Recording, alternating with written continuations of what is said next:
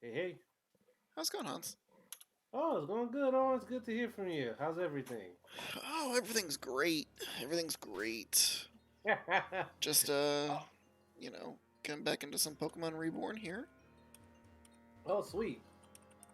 and yeah, thanks for joining in and chatting for a while, man. Hey, thanks for inviting me. What's the general rules? Because I'm assuming I'm on live, right? You are currently on live, so avoiding kind of taboo topics would be appreciated. I think you can use your discretion on that front. Okay, I'll be A-rated, which is super, super, super clean, cleaner than G. I mean, not totally necessary. I mean, some swearing is okay. It's not the end of the world if that's the case. Oh no, I'm gonna be as clean as a librarian. Whoa. I mean, we don't have to go that far, man. Yeah, So, I've just been keeping busy, just drawing. It looks like you had a good. That's a pretty cool mascot of you. That's really awesome. thank you, thank you. Yeah, just recently picked it up actually. Uh, my uh, Mm.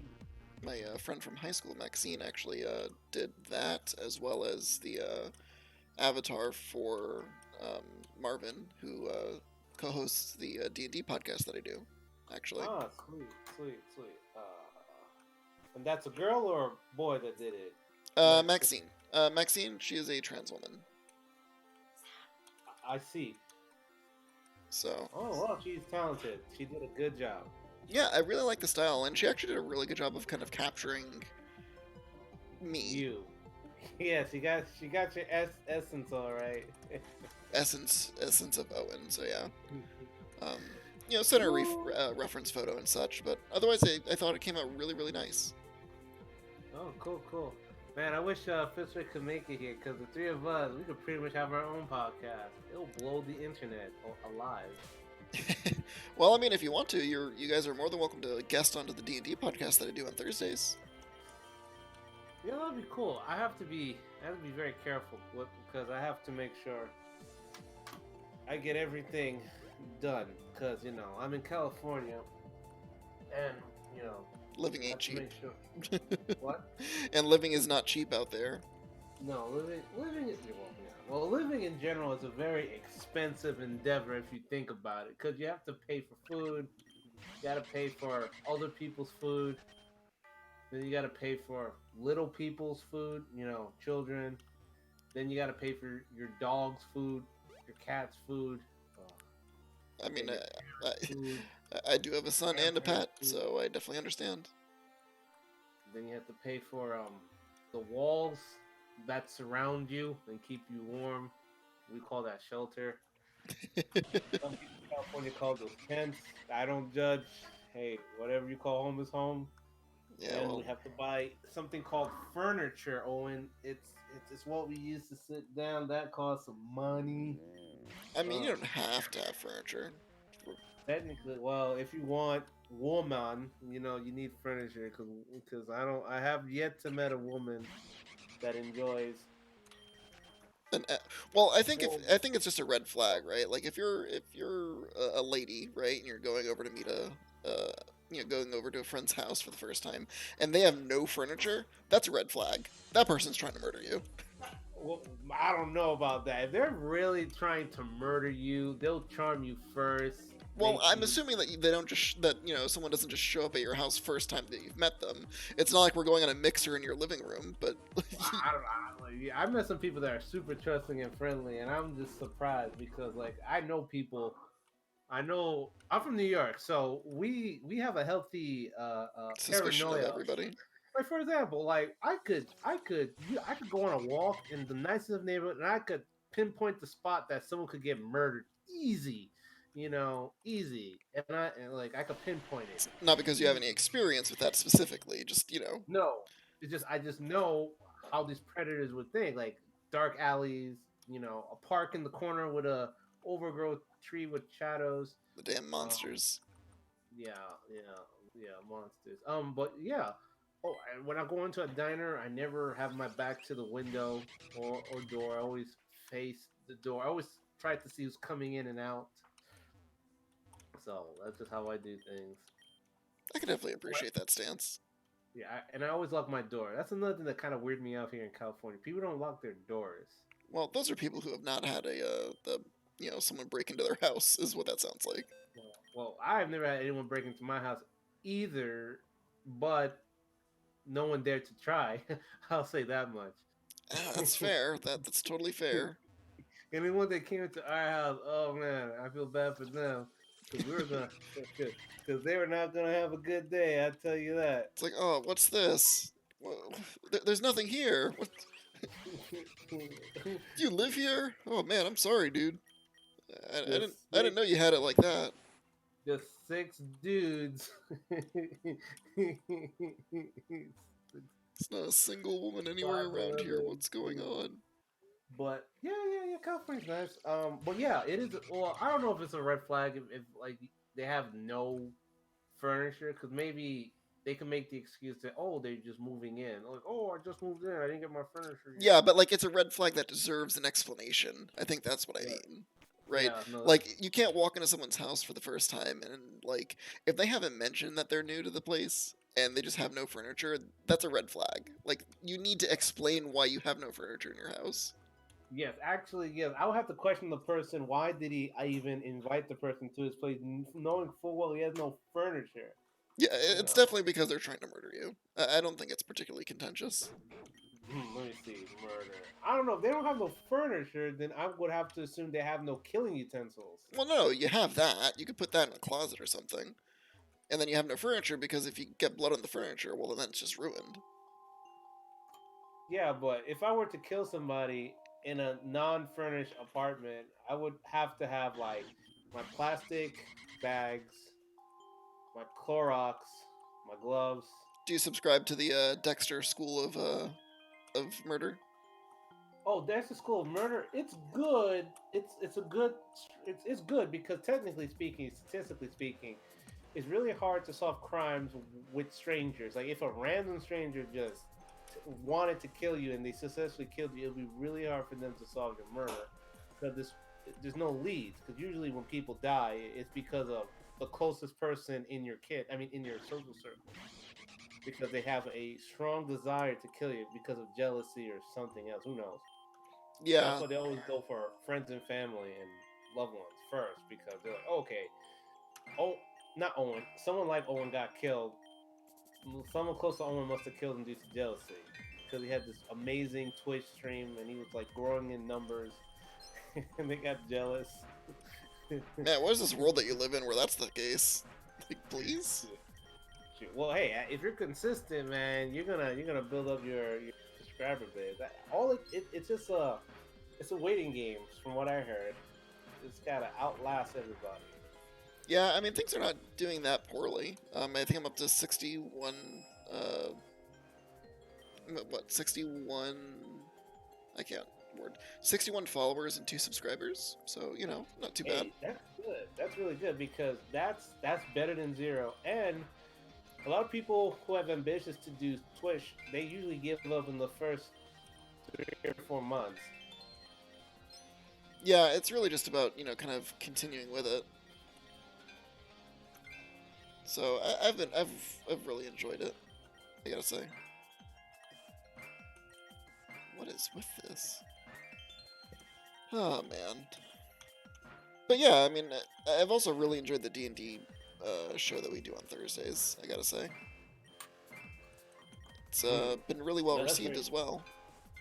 yes, that one's gonna be a hit too. Everyone likes that because I think it's the storytelling aspect of D&D, and it's just so much fun to be around like-minded people and playing like games. It's just so much fun, you know.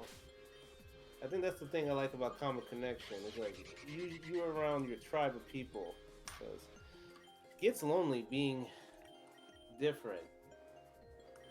Yeah, I think it's just a matter of like, what the heck is that? Sorry, I'm just like I'm like finding stuff. But I think it's just a matter of like, I don't know, like it makes it a little bit less, like you feel a little bit less weird about it, I guess, when you have someone that you can kind of confide with and talk to Yeah. about. Well, as I've gotten older, I no longer feel weird about myself. Actually, I never really felt weird about myself, but I kept on getting exhausted explaining why I like this and that. Yeah, I mean, I don't know, it's weird. I think like as people get older in general, they just become a lot more comfortable with who they are as a person, and I think that's just kind of part of growing up, really. Yeah, I did pretty good. My body's in good tip top shape. I didn't gain a massive amount of weight, which is Man, sick great. brags, man. Yeah, I know, weird flex, but let me see. Well, I might have diabetes. I don't know. I need to I need to check that out. like, like that's one thing I have to be careful. The diabetes. Yeah, You I think know. it's more common. Is that more common Yes. in black people than white Yes. people Among generally? yes.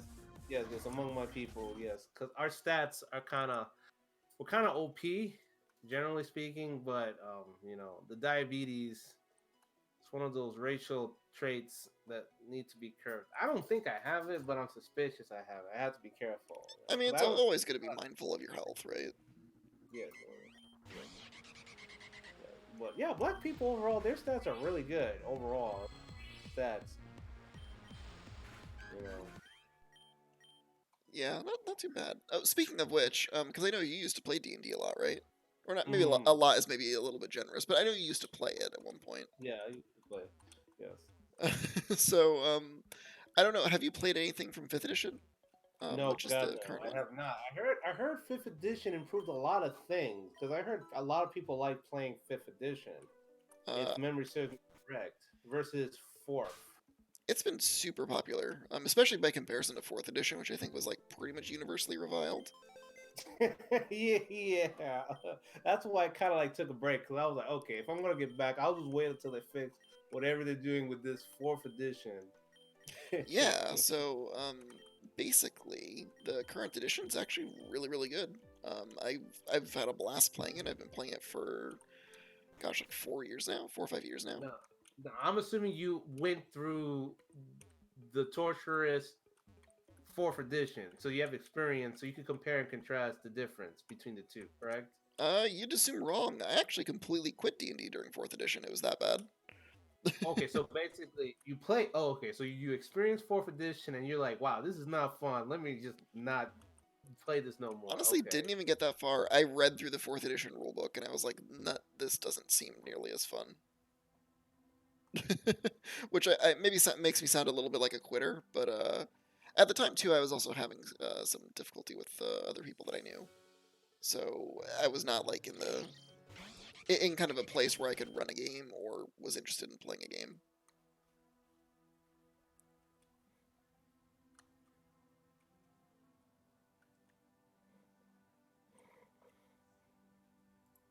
Are you there, Hans? Did I disconnect? I can't hear you. That's so It's weird. my it's Oh, my there you are. internet. Oh, can you hear me now? Yes, I I can. know, like you went out. So I'm gonna go back in time because I said a couple of things. I bought a couple of D&D books back in Comic Connection, but I didn't have the time to utilize it, so I gave it to somebody. I either gave it to either you or Ron I believe or you gave them someone. to me. Yeah, yeah, I did. What edition was that? If That was memory, second I can't. edition, actually. Oh yeah, yeah. Okay. And I remember it really Wow. confused me for a while too. Because the thing is that like the difference between second like I didn't read through the entire book, but they look visually very, very similar. Mm. Why is Fitzroy asks why is fourth edition so bad? Um, I think for me the reason I didn't like fourth edition all that much, and I think the reason why a lot of people didn't like it all that much, had a lot to do with the fact that the game was skewing more towards like making it feel like a video game and less like Dungeons and Dragons. And there was a lot of aspects and things that they changed in the kind of in the game itself, with like the way that like magic worked and things like that to make it feel more video gamey, which I think a lot of people did not like. How does that work? Video gaming. I never, I never heard that. So like So like when you play like a role playing game, right? Like usually there's an emphasis on like collaborative storytelling and like novel solutions to problems and things like that, right? Hmm. Whereas like the way that and then like with the progression of your character, the way that you can like level up and take like other classes, or kind of the way that D&D structures its leveling system. Um, it kind of plays towards that role playing game. Like that's what the role playing game is really. Fourth edition was more of a kind of taking a more like linear progression to the game itself, um, in that respect. And again, like my experience with it is pretty limited, I would say, um, overall, because I did not, like I said, I didn't really play it all that much. I just read through the rule book, and that was many Yeah. years ago now. Yeah, role playing in general should be standard learning for everybody, from teachers to doctors to police officers. I mean, I don't know about all that, but I think that Yeah, it's really helpful for. I think that ultimately it's really really helpful for building like certain skill sets, and yeah, like suspects approaching you. What do you do? well, Roll a dice. Like, subdue him. I mean, oh Lord of mercy. Honestly, like it feels like that sometimes, where they just roll a dice, and it's like roll a dice, and on evens we shoot the person. Um, Shoot. maybe that's a little Yeah. bit too generous, but yeah, Yeah. like it's pretty rough, I would say. Yeah, D&D is so much fun. I remember I had a. Oh, this was when I was super young. I was in the fourth grade. Wow. Wait a minute. Maybe it was fourth grade. Oh man, I Gotta have start no to date idea how yourself, young. man. No, like I'm 36, so yeah, I was in the fourth or fifth grade. It was long school time ago. I had this teacher. Her name was Miss White, and she basically made a whole campaign for the whole classroom, and we played D&D for the whole week. That sounds awesome. I wish I could get my partner to do that.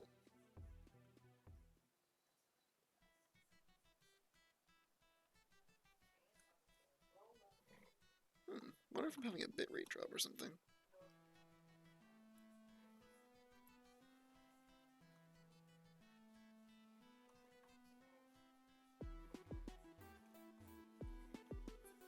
Maze. Hey, welcome back. See, I don't know if that's you or if that's me, What?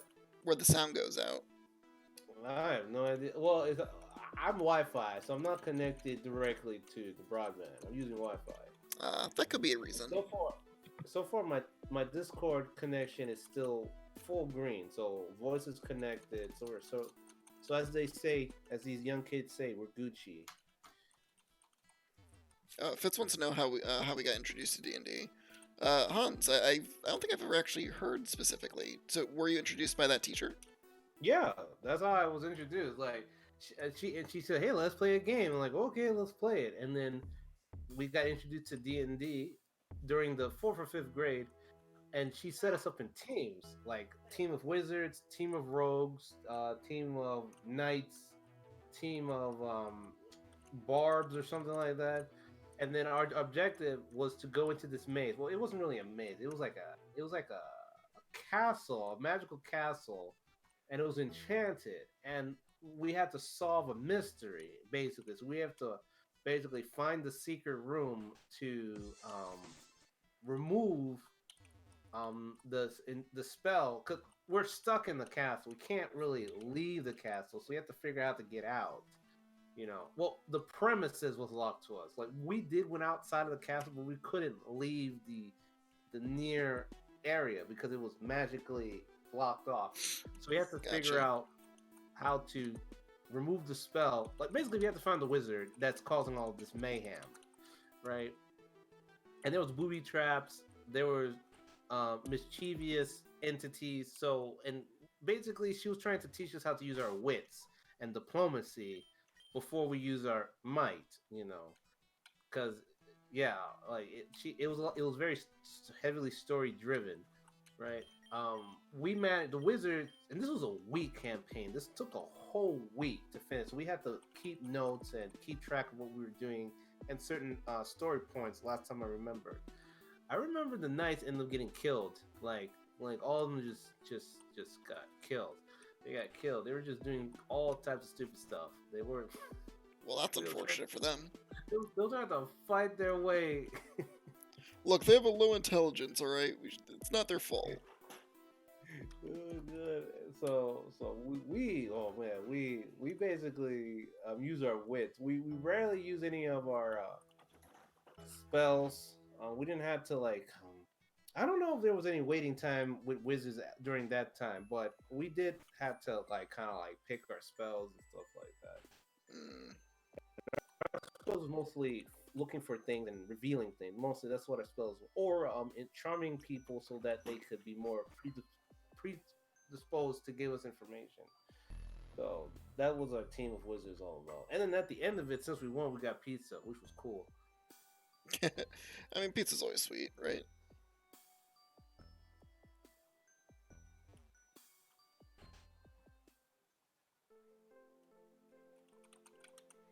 Days, So. time, school was so much simpler. You know, this was before drugs. Well, this was before they allowed us to take drugs like Ritalin and stuff like that. The before times.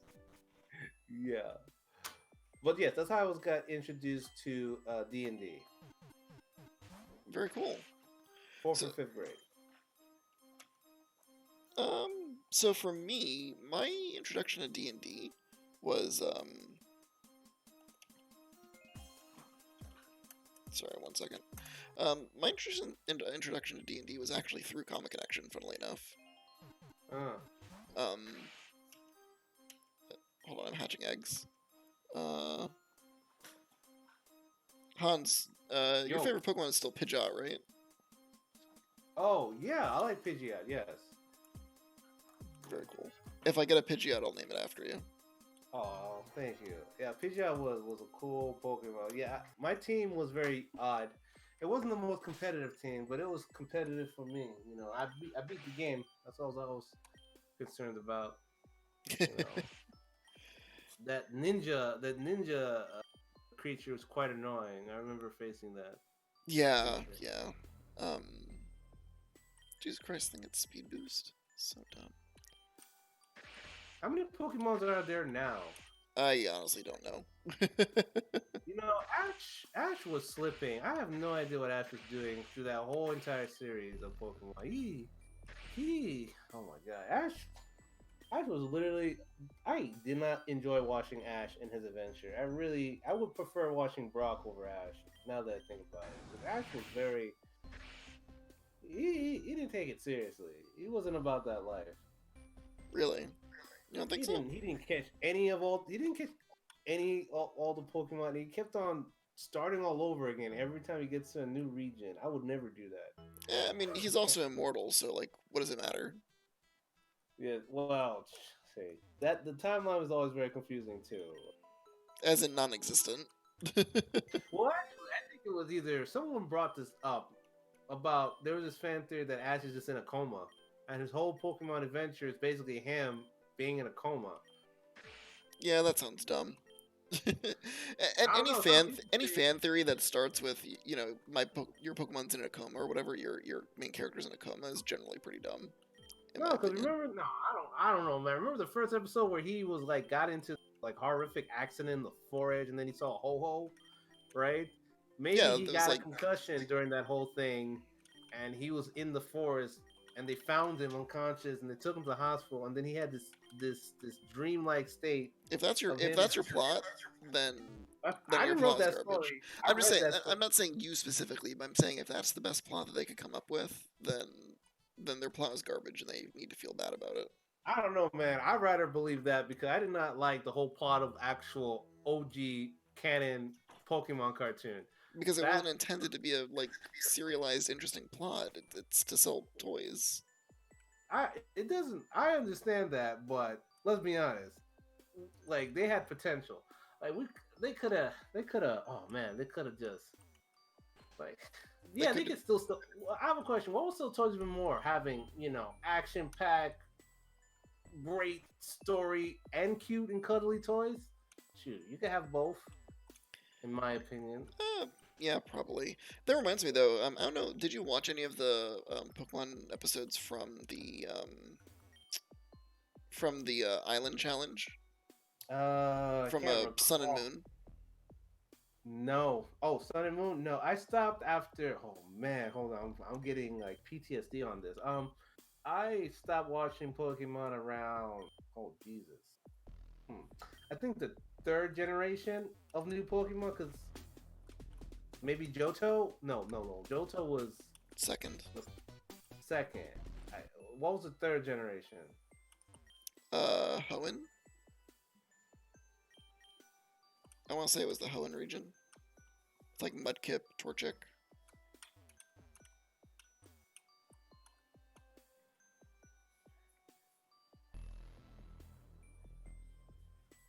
Yeah, I can't hear you, man.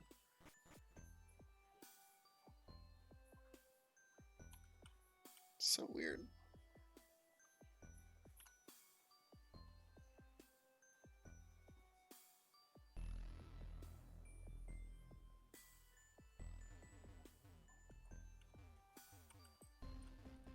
You there, man? Can you hear me? Am I still connected to Discord? Weird. Hmm. My bitrate looks good.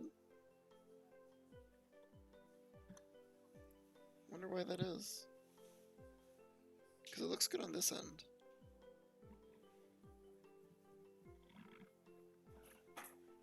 What about for you on stream? How's the sound for you guys on stream?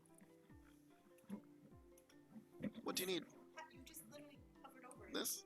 No, I don't want that. No, you paint the pen. Use your words. I can't. I don't remember what it's called. So,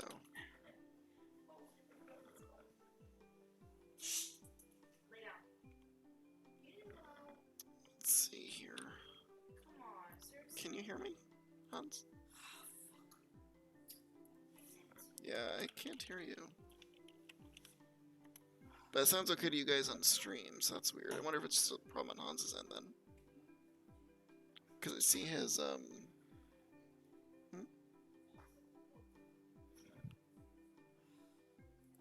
coming in and out, Hans.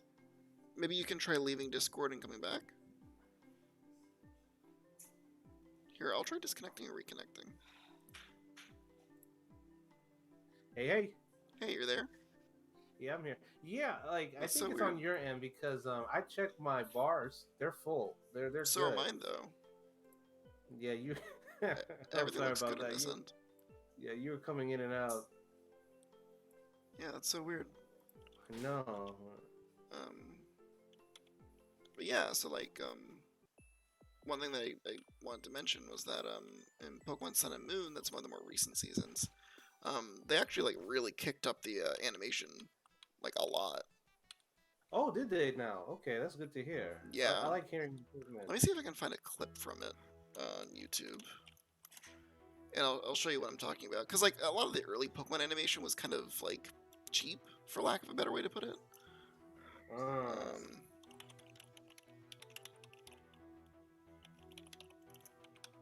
Let's see. Sure, I think this is a good one. Pikachu! It's all yours! Yeah, I think we found one. I'm gonna send this to you on Discord so you can take a look at it. And you'll kind of get my point. Like, you can tell that, like, they clearly spent some time and energy really, like, bumping up the animation.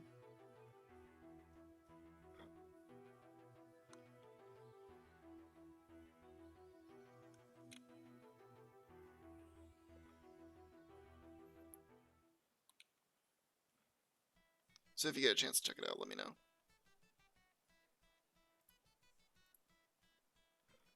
Hello?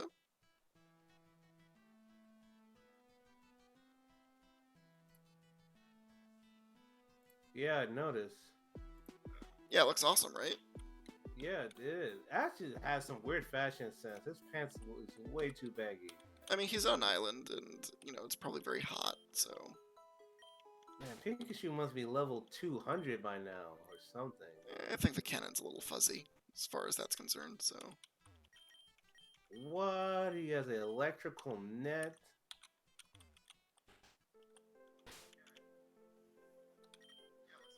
Yeah, it really does. Okay. Oh, good job. Man, I'm gonna have to make more time to catch up to everything. yeah, I mean, I didn't watch a ton of it, but I did catch some of the like sporadic fight scenes here or there, and I was really impressed. Gotta be honest. Also, Actually, welcome into the kind of stream, motivates viewers. me to create my own RPG, like digital RPG adventure.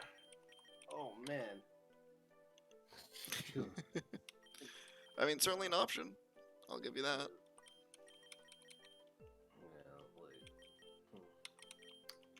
Yeah, COVID gave me a lot to think about. In what respect? Oh, it was like a reset, a good reset. Like COVID, like I'll be honest, like COVID was easy for me. It was good for me. I was on easy mode this whole time in COVID. Like my neighborhood was okay. There was toilet paper.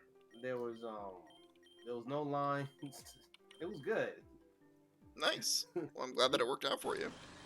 Oh yeah, I was surprised. I was like, man, I'm super good over here. I mean, sick brag, I guess. I don't know. I'm just being honest because I didn't have it hard, but it allowed me to think about life in general, and what to do next. You know, Put some stuff in perspective, probably. yes, it did. Yeah, I think it's important to, kind of work those kind of things into your day-to-day anyways. Like, it's always good to kind of spend some time taking stock of your situation if you're really happy with where it's at. It's okay. It's okay, but I have to do more. I have to do way more creating because I got distracted with the production, with producing, but not enough. Well, producing is technically creating. It's more like managing creation, I would say. Mm. Like, when Yeah, you're a so producer, I mean, correct me if I'm wrong, but when you're a producer, I don't imagine that you're doing a lot of the, like, actual upfront artwork, if I had to take a guess. yeah, you're pretty much kind of like Managing other, man. artists. Yeah, because I even got some sick ass equipment. I got a Cintiq. I got this monitor we could just directly draw on. That's been very useful. Um, That sounds really cool, actually. oh yeah, it's really, really, really cool. Let me see. I got this. Actually, I have everything to create my own YouTube channel. If I'm being honest, looking around, If you so desired. if I so desire. Actually, I'll do that because I've been recording myself drawing my caricature commissions. Oh, yeah? Yeah, it's a lot of fun. Are you still getting those, like, pretty frequently online? Yes, I am. To the point where I'm backed up. Oh my god, like I have the worst turnaround time right now. I'm super late on a lot of them. But they love it so much. They're willing to wait. But I feel so bad because I'm like, oh my god, this is like 3 months behind. Really, you're that backed up? Yeah, because every time I finish like 3 or 4, three more comes in to replace it, and it never ends. Don't a lot of artists, like, close their commissions at some point, though, to kind of help mitigate that? No, I don't. I don't do that. I like money, so I think a lot of people do. yeah. So I think it's the cap because I don't see. I'm a capitalist really when I think about it. I like art, but actually, yeah, I like art. I like making people happy. I like making sure. But my customer service is amazing though. I think that's another thing that's good.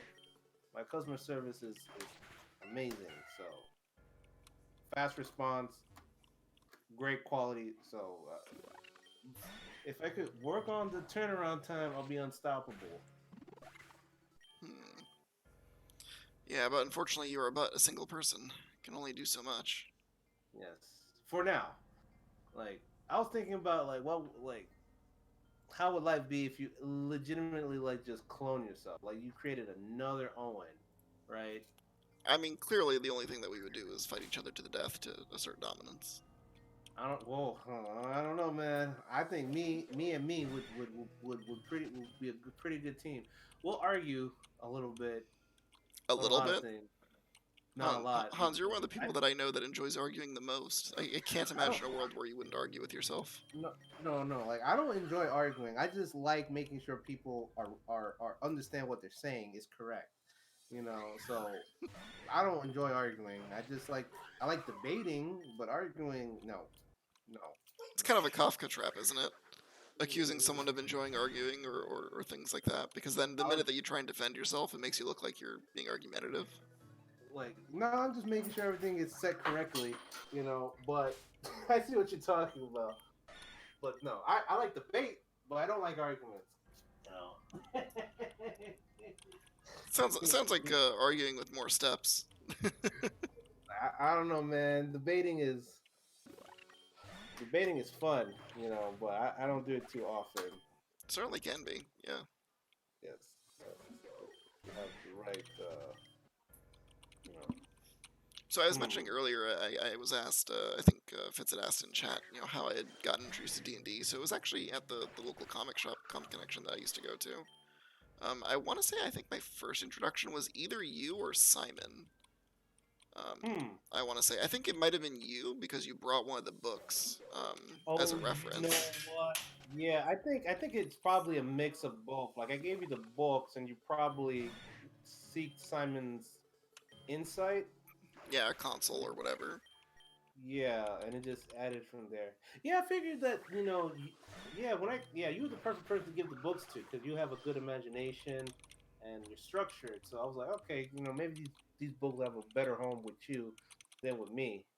I mean, I definitely ran with it. I'll tell you that. Yeah, I think I gave you all three books. I was like, yeah, I was really stoked on being a dungeon master, but unfortunately, I wasn't thinking pragmatically at the time because I was like, how am I going to even support this habit of mine? You know? With all that commission work that you weren't getting at the time. Yeah, well, I at the time I remember I needed a job. See, I can't remember where I was in the stage of my life. I know I was working at Arby's. Oh, I was working like 3 jobs, I think, or something like that. Something Yes, crazy like that. there's no way I could afford those 3 books, which was $200 and something at the time, unless I had a job, right? I assumed, So yeah. I mean, yeah, I had a job. I it's had not to like you went and stole them from somebody or something. Like, clearly you bought them. but it's like stealing. No, buying is way easier. It's just easier to get the money than to steal something. I can never I understand the wish more logic of people stealing agreed with you. because it's just easier to get the money. Like if I wanted something, I'll just figure out how much it costs and reverse engineer it and do like a side hustle and then get the money and then use that money to buy the thing I want. That reminds me of a stupid. It's like a little like meme comic or whatever a while ago. But it was like, oh man, my bike got stolen. That stinks. And then like the next frame is like, oh well, I guess the person that stole it needed the bike more than I did, and they're probably really happy they have it now. And maybe I didn't appreciate it. So it sounds like there's more net happiness in the world. So this is a good thing. I'll be the worst person to have a bike because I wouldn't even cry over my bike getting stolen because I'll just buy another one. You know, Actually, that's one of the reasons why I didn't get a bike because my brother' bike always got stolen. Like, he always get the most expensive, most good-looking bike, right? Those, light like a feather type of bikes. This Hmm. was fun. Fun is a bike, and every time he leaves his house with a bike and he comes back without a bike, I'm like, man, it got stolen. And he's like, yeah, it got stolen. And I was like, man, I'm never gonna get a bike ever again, like ever. Like I was like, I'm that's why really I don't. sad to hear that it's such a common occurrence for you, Well, for or him, for for me, your brother rather.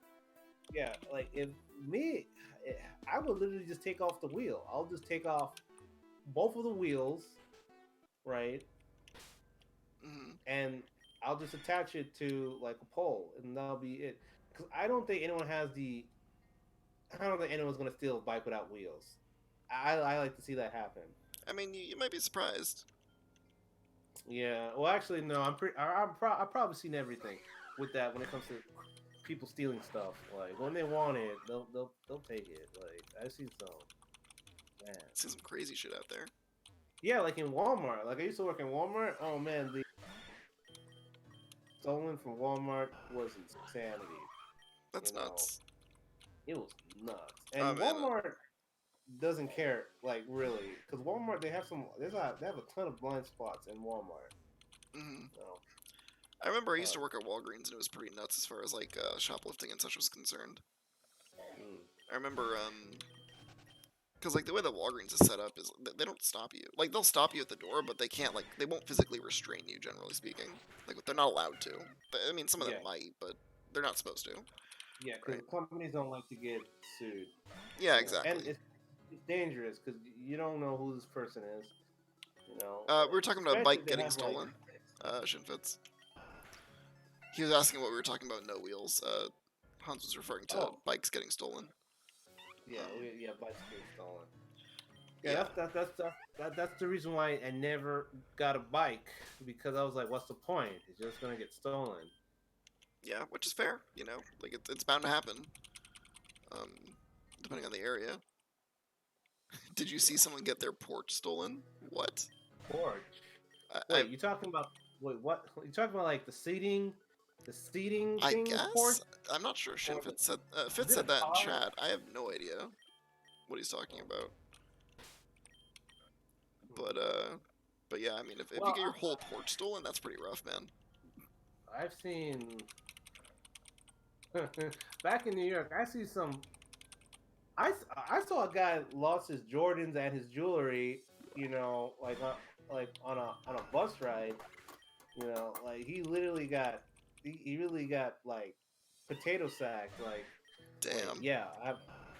yeah, like he was just sitting down. This was during school when I was going back home to school. We were on the Mm, city bus, and then it was full of very riffraffs basically. And this guy, he had sick looking Jordans, chain.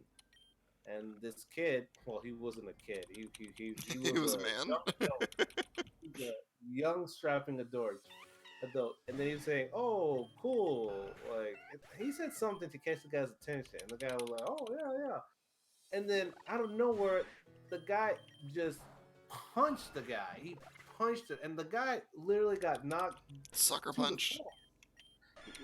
I don't think it was a sucker punch because they were talking face to face, right? So I mean, his if skill he of wasn't expecting a punch, I think it's still a sucker punch, even if he could technically have so seen it that's the coming. sucker punch. So like I always thought a sucker punch was like you don't see it coming because like they're hitting you from behind like a coward. You know that guy just threw that punch like he was breathing and he hit the guy square in the face and it was so powerful it knocked him down. They were sitting on the bus by the way, so apparently it was so strong he got knocked from his chair and then he started just beating his face and then he basically took his jewelry and then took his Jordans That's rough. and That's then he messed up. walked out of the bus That's messed up, though. and the guy basically I saw his pride got taken away like Damn, his really? pride got taken away, and I'm like, wow, this dude, you didn't do anything. You just allowed this guy to take your jewelry and your Jordans. I You mean, know? it'd be like that sometimes, I guess.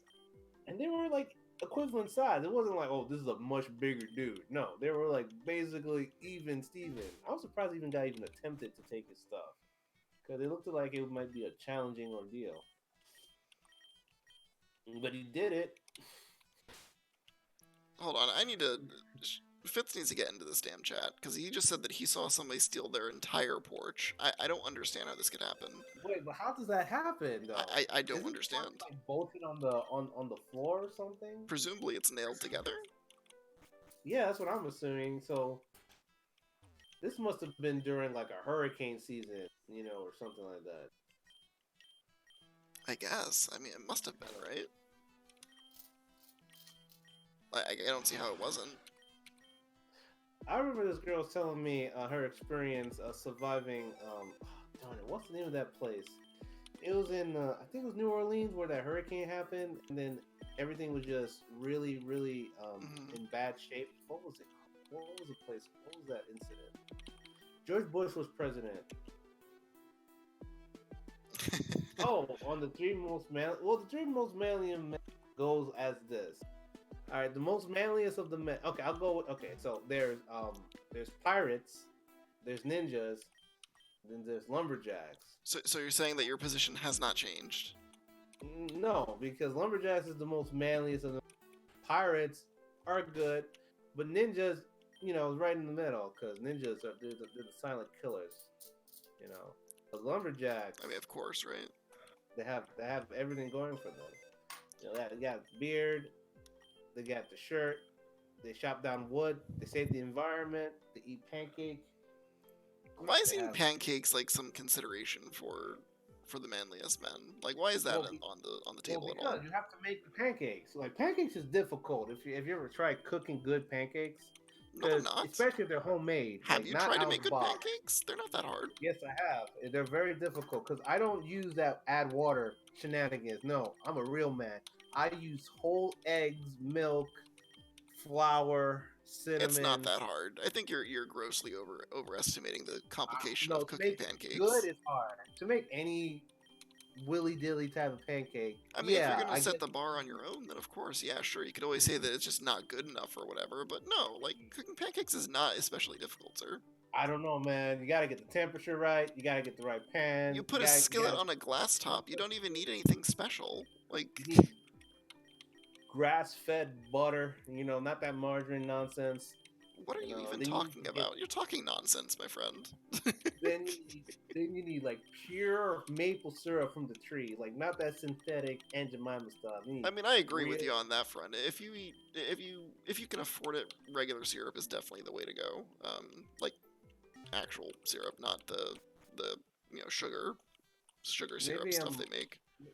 maybe I'm romanticizing pancakes a little bit too much because like You I'm think? getting excited. That might just be the statement of the night, man. Yeah, because I'm like, man, because I make some really good pancakes now that I think about it. And then when you have like the bacon, like I'm not talking about these little flimsy bacon. I'm talking about the thick. You could slap a guy's face with bacon. Holy Then moly. you have the eggs, like the brown eggs, not the white eggs, the big brown eggs. You know, I mean, all you have, exciting stuff for sure. you know what? Breakfast is the best meal of the day. I said it's really good. It's better than dinner. Oh, really? I don't agree with that at all. I don't. I can't eat dinner. Like after breakfast, I'm done. I don't need to have food anymore. I'm good.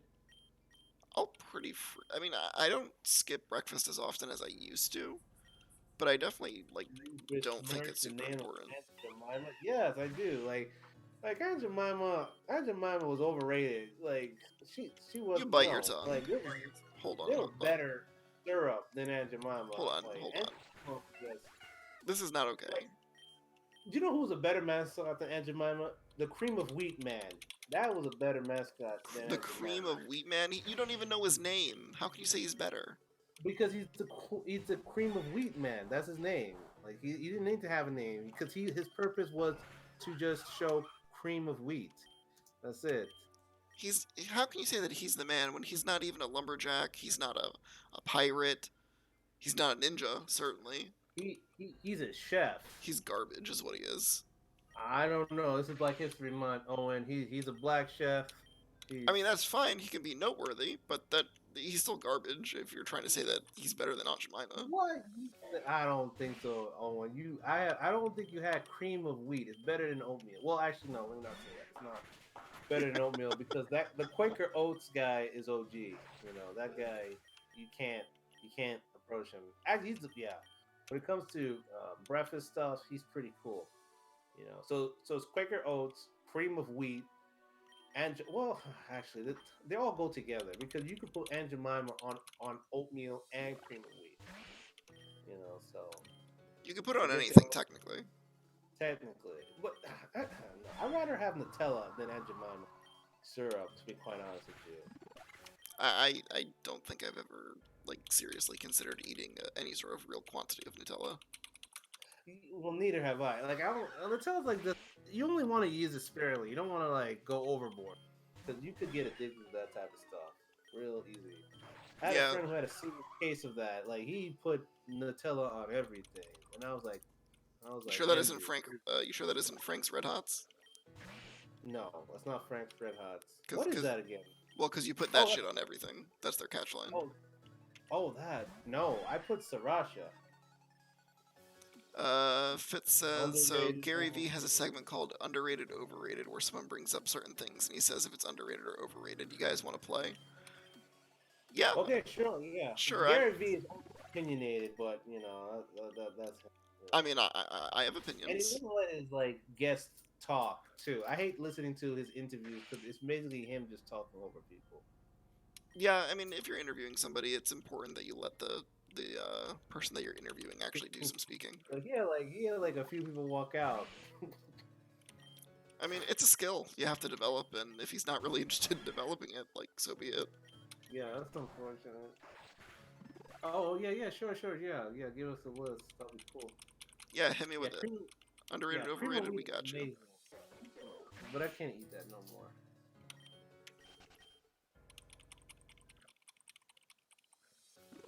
We're waiting with bated breath for Fitz to produce Hmm. the list. And we need to finish that, food tier list. McDonald's is still D class though. Not McDonald's, Burger King. Yeah, Burger. Burger King used to be a lot better, I will say. I don't know when that day ever was there. My honest opinion. I had really bad experience with Burger King. Every I, time I eat their Whoppers, it was like mayonnaise hell. Oh, excuse the language, mayonnaise heck. I mean, I got It was, assaulted like 15 feet from the door of a Burger King once, and I still like it. I don't know, man, because like I want to like when I'm eating at a fast food place, I want to taste the atmosphere. I want to have a good time while eating my Whopper, but that doesn't happen in the same place. Happiness and Whopper in the same sentence. That doesn't exist. All right, let's go. So Fitz is hitting us early on with the real spicy one. So overrated, underrated Gary V. Gary Vee is overrated. You know what? I agree. I think he is overrated. Like, Uh, Mc, you know, yeah, go ahead. Owen. no disrespect to the guy. I appreciate what he's brought to the table. I appreciate the value that he's created.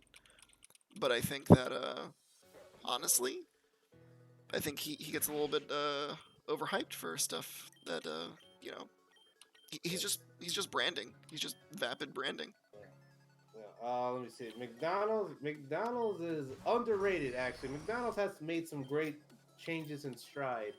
It's actually not bad. Their coffee has greatly improved. Their food is sawdust, but it's delicious sawdust. I'll give them that. Mm. Public library. Oh Oh, man, hold on, public hold on, library. hold on. I haven't gone over McDonald's because I have some opinions in here. So let me Oh get this yeah, straight. You said that McDonald's is underrated. it's underrated. Yes, because they made some changes. Like a lot of people like to hate McDonald's because it's establishment, it's big corporate. It's number one, right? But they actually did make some good changes. Their pastries are good. Their coffee has improved. Their franchises is good. They improved their franchise. Let me see. They try to be health conscious, even though they know they're poison. They're at least trying. No, you see, that's the thing, right? Is like you can't say that it's underrated when you have a product that's actively that bad for you. Like I refuse to accept that. So I'm gonna go with McDonald's is overrated. I think any amount of hype that is generated from McDonald's is purely at the is purely at the expense of anybody who actually eats there on a regular basis, myself included. And I don't either at all. I only say it's underrated because of people underrate how much they change. McDonald has improved. That's my stance on it. all But right, yeah, I agree with everything else you said. so Fitz, hold up. You're going a little bit too fast with all the topics. So he said that he likes that we say that he's underrated, but we're playing his game. Now, as far as I'm concerned, that's not his game. You brought it to the table, Fitz, so it is your game, sir. Um, and you simply drew inspiration from. There's nothing wrong with that. Because you're allowed to draw inspiration from anywhere. He can't take ownership of it. He didn't copyright it. And if he could, I'm sure he would. Um, so, that being said, I think public libraries is probably a good one we can move on to if you want. Yeah, public libraries. I love public libraries. They should be more of them. I went because I have a public library that's right next to me, and I go there every weekend, and it's amazing. It's a huge library. It has 2 floors. I get all the books. I love the library, and the people working there. they love working there because they just love books.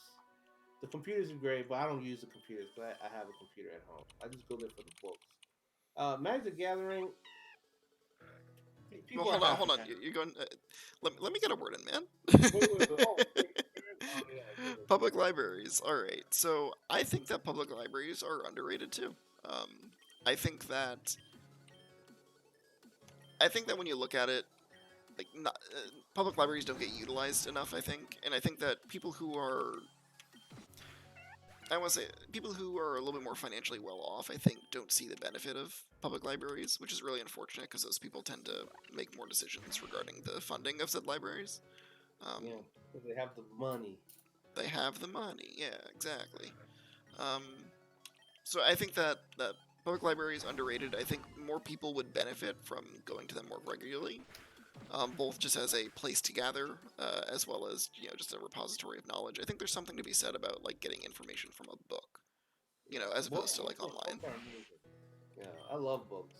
It's just unfortunate a lot of people don't like reading books. I've noticed every time I recommend the book, they always say, "Oh, is there an audio book to it?" I'm like, Mm, well, yes, there is, but it's not the same. It's not the same, but I think there's a few different reasons for that. One, I think that like Twitter and Facebook have trained people's brains to take information in smaller bites. And when you ask somebody to sit down to read a book, it's a lot more of a challenge, I think, for people to kind of sit down and really kind of absorb information in long form like that. Yes, I'm starting to believe it too. Yeah, people have been telling me similar sentiments. All right, so we're on number four, Magic the Gathering. Well, Me personally, hold on before we jump to MTG, because one thing I do want to mention is that for people who do feel like they're having a harder time kind of focusing on longer form media, I think that it may benefit those people from taking a break from social media, so that way it kind of gives their brain some time to reset. And if you do that, I've heard people tell me that that's been really beneficial for them. Um, that sounds like that sounds like the dopamine detox because a lot of these social media have been designed from the ground up to be very addicting and habit forming by mm, design because yeah, it trigger areas in your brain that release dopamine and it makes it like for example YouTube is very addicting. I know I have a YouTube addiction because I can't stop not playing it and I have to kind of block it. I actually downloaded a program to literally block YouTube from my computer, which is because you crazy. just spend the whole day there. Yeah, and I have YouTube Premium, which is banana cake because I don't have to deal with the ads are nuts. The ads are going out of this control. Like literally, there were a ad on top of an ad on YouTube, Yeah, it's like which is Inception for advertisements. it's like crazy. It's a lot. Um, Yeah. but what I think that you mentioned though about like audiobooks being a different experience, I think they are a different experience, but I don't think that they're necessarily a worse experience. Because like for me, No, I don't think so either. I don't have as much time to. Well, I don't set aside the kind of time that I used to read books like that. So a lot of the only way that I really like absorb new books nowadays is through audiobooks almost exclusively. So I think that that's still like I still think that like if you have the option between like not reading or listening to an audiobook, I think that you're still better off getting the audiobook even though it is a different experience. I don't think it's always a bad one. In my experience with the books, I set time to read the books, and I don't have I don't have fiction. I only have technical books. So Mm. I use them for one purpose: to get knowledge or a new skill set to dominate the marketplace. So yeah, I set up a time every morning and every night on the weekend to finish a book. You know, try to finish at least huge amounts of books every week. Um, yeah. Are we ready to go to Magic the Gathering? Yeah, sure, we can jump onto that one. I have no opinions of Magic the Gathering. I enjoy playing Arena. I've been killing people on there with my food with my food token deck. You know, I've been killing it. I think Mm, that I don't even so know if it's underrated or overrated. I don't have an opinion on that. well, I mean, surely you must, right? Well, I think it's underrated because not a lot of people know about it. It's like a in my opinion, I haven't bumped into a Magic user at all. Like when I talk about Magic, no one says, "Oh yeah, me too."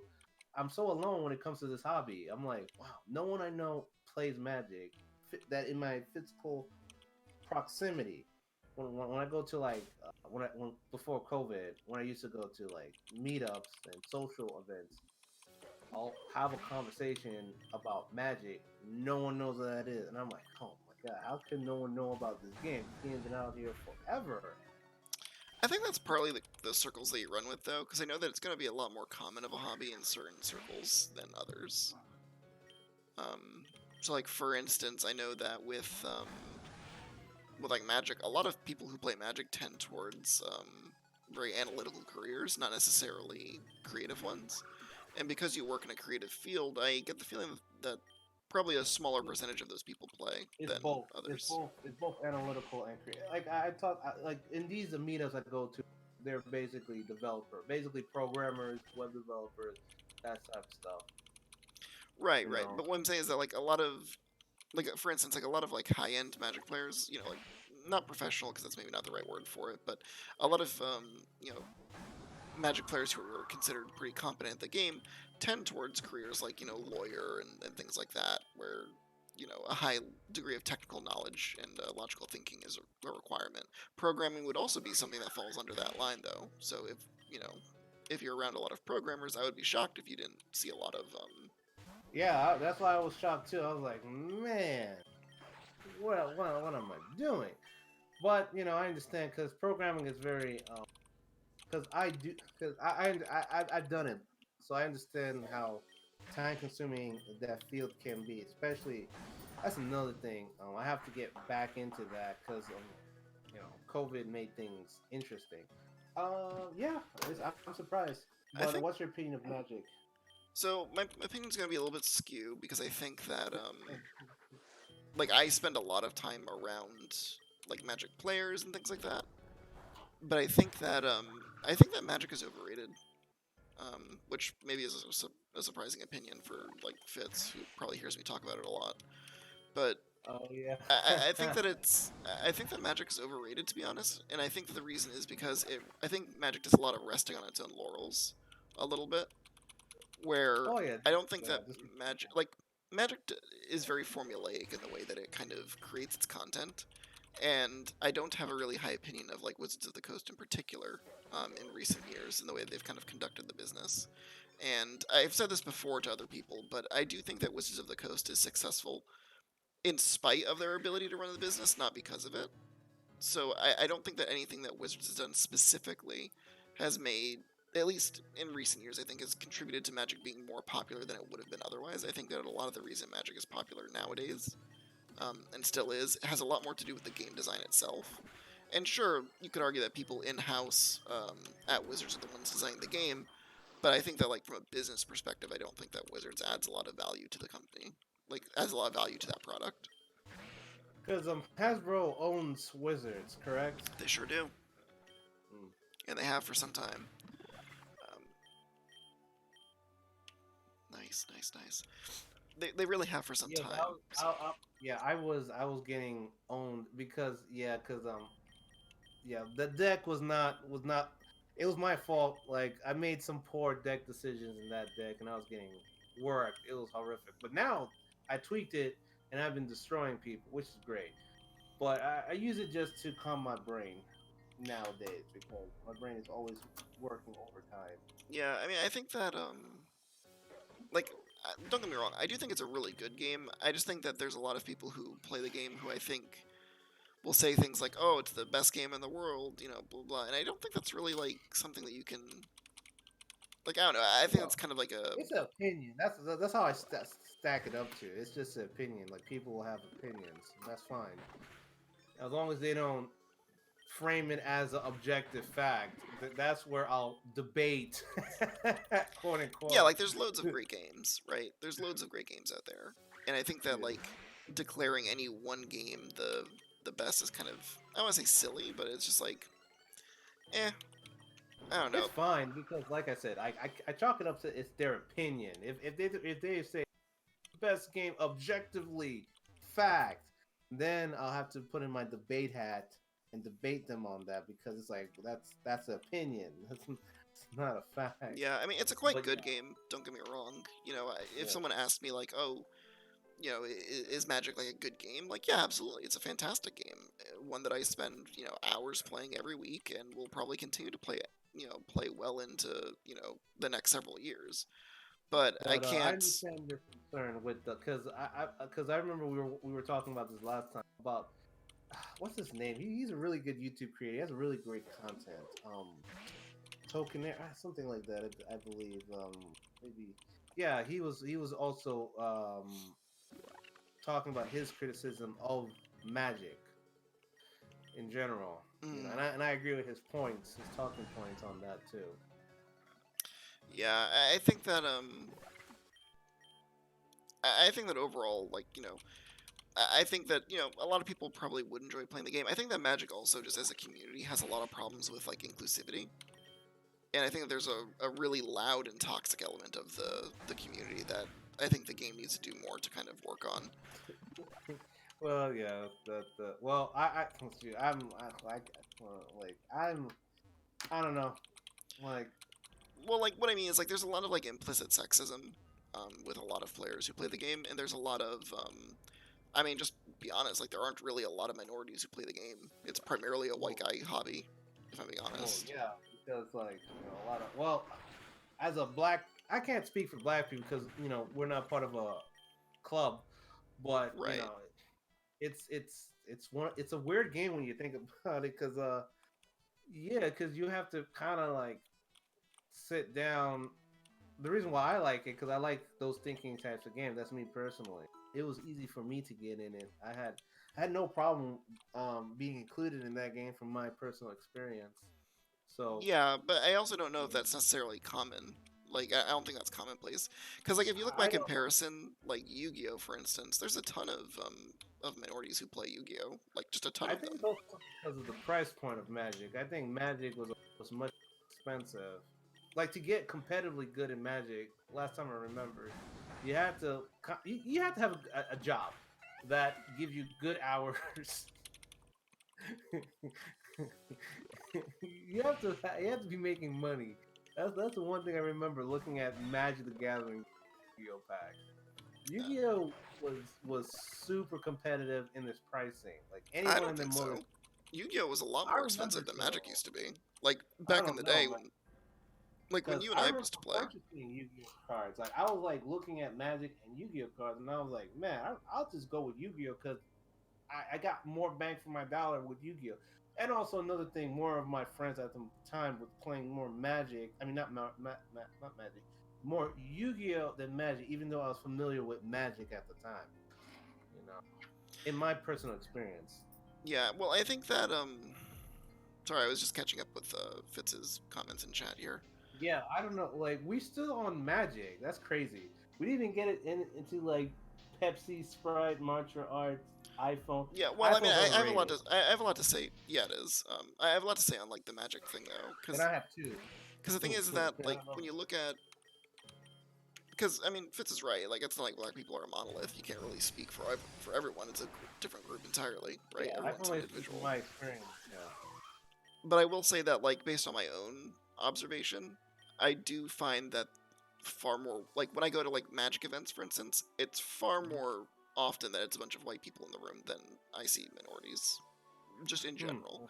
And I think a lot of that has to do with the comfort level of like people who are in other groups kind of coming to card stores. I've definitely been to like comic shops and card game stores, hobby shops, I guess collectively, that are far less welcoming to new people and even less so, um, for like women and things like that.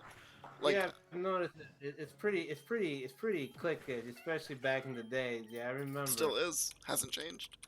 Um, Well, good thing that these comic. Yeah, I remember. I remember Jim. yeah, he was a good guy. He was Rest a in, good guy, but yeah, but he was human. I remember my friends who got it. Oh my god, yeah. Comic book shops R.I.P. and Jim.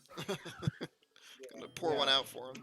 yeah. Rest in peace, Jim. But man, I know. Uh, Yeah, that's unfortunate. yeah, But like that's one. why. Mhm. No, yeah, I understand. Just saying. Yeah, comic book shops is just weird. Like, I think that like when you think about it, like one thing that comes up that like you may not even realize is like you sit down to play against somebody in a tournament, right? It's a woman, and hmm a question that I've heard multiple times, like, oh, did your boyfriend teach you how to play? And like uh huh. that's such an insulting statement to say to somebody because you would never sit across from a man and say, oh, did your girlfriend teach you how to play? Right? Well, yeah. Well, we will never say that because Right, because like it's understood that it's the boys' club, right? yeah. That's But the idea. well, no. It's just like with these boys that make the comments, they're socially they're socially not tuned because I played against a girl and I never even said that comment at all because I know through being socially adjusted that's not that's weird. It's like hey, Right. Well, but that's the thing is that like even people who are socially adjusted can and will make those assumptions, thinking that it's just an innocent comment like, oh, how'd you get into the game? But at no point is the consideration given that like, oh, well, maybe they just like fantasy stuff, yeah. right? Yeah, but overall, in the grand scheme of things, I think the girls are pretty badass, and they take it stride. Like for me, there's certain people that make certain comments to me, and I understand. Oh wow, okay, that's not cool, but I understand your intention.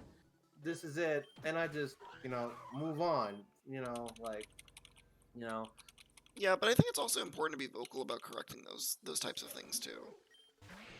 Because I think that if you never say anything to someone who makes like a fool of themselves by making some dumb comment, then that I'm pretty person's sure never I'm gonna pretty learn. sure they are corrected most of the time, but it's hard to police that type of thing. But we're getting better now. People are less socially dumb now than back in the day. Mm. I Yeah, hope. I I mean, I hope. think I generally. haven't been to a comic book shop for quite a while, so I hope. You know, I met some social numbnuts. I have to admit, but for other reasons. I mean, something that you get better at. Fit But says I they're fishing for I don't have a boyfriend. Honestly, that's probably part of it yeah, too, man. that's what I was figuring because it's like because guys are not direct. They like to figure out if this girl is single, but it doesn't really matter if she's single or not. If she wants to be with you, or she'll give you a hint, and it'll be very easy, and you wouldn't have an issue. But once again, guys are pretty bad with that. It reminds me of what a fish run I was talking about dating. Yeah, dating that's a really bad model. It's so Yeah, outdated. well, I think the other thing too is that when it comes to like, if you're fishing to find out if they're in a relationship or not, like when you meet a woman at the game shop, like your first assumption shouldn't be, oh, I should try and date this person. It should be, hey, Why let's play. not? Like if they're attractive, like why not? It's a free country. As they're not You can, but I going don't and think that. helping you. No, I'm not saying that you can't. But what I'm saying is, I think that you should be more mindful of kind of engaging that conversation as kind of a forward.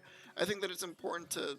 I think it's important for women to be able to go to a game store and not feel like they're being treated as a sex object. I don't think they're being treated as a sex object. It's just if you're an If you meet attractive one though, and your person, first, if you meet a woman at a game shop though, and your first thought is, I gotta low key find out if they're in a relationship or not, then I think that that's exactly what you're doing, whether you want to admit it to yourself or not. well, but this is human nature in general. If you're a straight dude, right, and you like women, and this woman happens to be attractive, right, and you're like, wow, this woman's attractive. She may be an awesome, cool person, and she likes what I like too. Man, I really got to get to know her. Like, I really want to actually date her, because you're being honest with yourself and your sexual feelings. Like, hey, I want to date her. I want to, be intimate. Nothing wrong with that. I think it's just how you approach it, because like it's kind of crazy to think like an attractive woman and a also attractive guy is not gonna feel certain type of. I'm more realistic about the whole thing. Like I don't treat girls with kid gloves. Like I've met some really independent, strong, sexy women, and But Like Hans, I you cannot tell me that when you walk into a card shop, if you see a woman there, that they're not immediately swarmed by every, remotely straight dude in the shop. Like that's just how it well, is because they're so it's well, such an okay, infrequent well, thing. we're kind of like painting these dudes in the bad. Like we're painting them like You're they're damn some right I'm gonna sexless. paint them. You're damn right I am because the reality is that a lot of them are. Well, well, that's because most of our sample sizes has been that. But if we had experience on the contrary, where they were gentlemen, socially adjusted, I have not treating never you. been to a card store where the majority of those people are gentlemen. Shoot, I have yet to be in a car shop because the car shop attracts a certain element of people. I feel like you're just proving my point then. Are you not? No, I'm not. I'm okay. My point is that there's nothing wrong with finding a female attractive and I'm not wanting to. condemning that. What I'm condemning Yeah. is the behavior of automatically inserting yourself into that romantic role when you meet someone for the first time. Well, what do you mean by that's not a romantic role? That's called attraction. Like you can't help it. If you see a pretty girl, you're automatically Yes, you can. attractive. You Yeah. can, you can be attracted to that person, Hans. But what I'm saying is, if you sit down to play somebody in a tournament, the first time you've ever met this person, you Uh can huh. find them attractive, but your ulterior motive while you're playing that game of Magic should not be let me figure out how to insert myself into this person's social circle. You're Well, why not? Because if you're attracted to the person, you obviously want to get to know this person even more, Yes, right? but that is not what you should be doing during a It's like a tournament, and friendship. that's going to make someone feel very uncomfortable. I mean, no, because like let's say it's a guy and this is a really cool dude with great swagger, and he's like, man, this guy's super cool. I want to be his friend, No, that and then you can't equivocate that though because it's a totally different social setting. no, not It's really. totally yes, Well, it is. that's you If I'm a trying male to. Magic player, it's totally You different, finding Hans. someone. It's you finding someone cool and attractive. Like, man, this guy is a cool dude. I want to know about this. I want to be his friend. I want to be part of his social circle because he's a cool dude. I gotta It's a figure out totally what he different likes. it's a totally different setting How though how's it because going to there be isn't different? that Like, it's how's it totally going to be different different? because there isn't the element of sex in that. Well, what's wrong with sex? I'm And you're assuming you're that the straw sex is manning me, dude. I'm guaranteed. not talking The about sex is. anything being wrong with I'm sex. not What I'm talking strawmanning about isn't anything. what I'm talking I'm creating two scenarios No, what you're where doing we're is you're talking about completely the ignoring initial what I'm attraction. We're not actually talking trying to about the sex. illustrate. We're not talking about the sex. We're talking about the attraction. That's what we're talking about. The attraction of it. That's what we're talking about. Same No, thing with a that's not. cool dude. With a I'm not cool. condemning the attraction though. That's not what I was saying at all. But what I'm saying is that you can be attracted to somebody and not allow it to guide your behavior in that Well, setting. it's gonna guide your behavior anyway because you be wanting to get to know the person anyway. Because let's say they charmed you and they're interesting, you're gonna kind of want to know more about them. That's just human nature. Like if you But meet someone cool, you can't know that until you've actually engaged in conversation. but that's what they're doing. Like, how do you think they're doing? They're trying to. These people are awkward, so they don't know how to engage in proper That's conversation. not the Granted, woman's fault though. That's not the woman's I didn't say responsibility to no, coach them through whoa, that. hold on, time out. It's up We're to not that framing dude. it as a woman's fault or nothing. I never said anything like that. I'm talking about the initial engagement of attraction. That's what we're talking about. When you find someone attractive and you want to get to know them, there's nothing wrong with trying to engage conversation, trying to get to know them because you find them cool. It goes with both straight men, straight women. When you like somebody, you say, "Man, this guy's really cool. I want to know more about this person." Nothing wrong with that. I understand what you're saying, but my point is not that you can't get to know somebody. My point is What that are you saying exactly? Because like I'm confused because we're still on the attraction. Like we're not on the sex. Because that's a whole different ball game. We're talking about okay, you find someone attractive. They're interested. what I'm saying is that as a woman, if you go to a tournament, the expectation as a woman playing Magic the Gathering is different than your expectation if you are a man. Because Yeah, but if then you're but you as a man, let me finish, you as a man, man, dude, let you me as a man finish. You won't even let me finish quoting my the comment. experience of a woman is kind of problematic Would you because let we're me just finish my finally comment, Hans? speculating, basically. You know. Sir, can I please Yeah, finish go ahead. my statement? Yes, go ahead. If you're a man and you're going to a tournament, you do not have a reasonable expectation that every person that you interact with is going to try and get to know you and become your friend. Yeah, It's yeah, you not. do. No, you No, don't. I get I've this all the never. time. No, Because because most people are not going to want to. Whereas well, if you're a that woman, you're the assuming, right? expectation that you have as a woman going into a card shop for the first time is one where you are going to be moderately sexually harassed at least a couple of times, and most of those interactions are going to be ones where they're going to try and find out personal information about you so that they can pursue a relationship with you. Well, okay. Those So back on the that means attraction that thing. you going into a card shop as a woman is a fundamentally different thing than you going into it as a man. So that's why I'm saying you cannot equivocate those two situations. They're totally different. I have to disagree because on the attraction end, we're talking about if you're like a cool person and they want to get to know you. That's the part I'm talking about. But the Those aren't. experience as a That's not woman, the same. Being cool and being a woman are not the same thing. yeah, but you're quitting it because like I have conversation with women and they're fine because they have like our experience are different because I'm anyway. So like I said, agreement on that, but I don't think there's nothing wrong with finding someone attractive and wanting to get to know them. That's my stance on it. There's nothing Right, wrong but with there's a that. different way you can do that. You shouldn't be doing that during your first encounter with them, during a tournament setting, in a card shop, things like Who's that. dictating that though? Who makes the rules on what is socially acceptable? Like who is When you're the making women, arbitrator? when you're making women uncomfortable to go to a card shop in the That's an first place to assumption. engage, How do you know you're technically making women uncomfortable? Hans, you Because cannot. remember, you're a Don't die on this hill, man. Do not die on this I'm hill. not dying on no You hill. are, I'm trying to because understand I'm you telling you as that a guy there are are one thousands thing. of women who You play Magic the Gathering you who do not go to card shops because they don't want to be sexually harassed, because that is their lived experience. This isn't me this isn't my blind conjecture. This is the feedback that women have given the well, Magic I'm not community over talking the last about several that. years. I'm not talking about that. I'll concede the point. 'Cause I'm not talking about that. We're getting into women's stuff. That's not what I'm talking about. I'm talking about it's fine being attracted with someone and trying to get to know them. That's it. That's all I'm saying on that matter. That's it. Nothing wrong with that.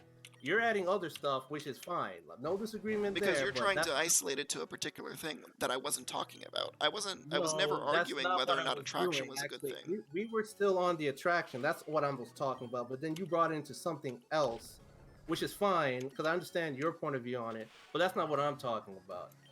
I will concede the point because I don't want to have an argument. I'm not arguing on women's lived experience. I'm talking about it's okay to be attracted to someone and trying to get to know them. Period. That's it. You know, no one can dictate the rules of social interaction. Like that's between that person and the other person. But yes, comic man, we I came think from that magic and this. That's interesting. This is an interesting game, Fitzroy. Where are we now? Are we on iPhone still?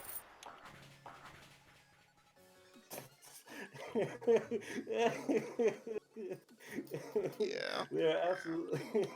So I think Oh my god. it's fine. We can move on from I'm this done. topic I'm done. if you Because really would I'm like not to. arguing about that.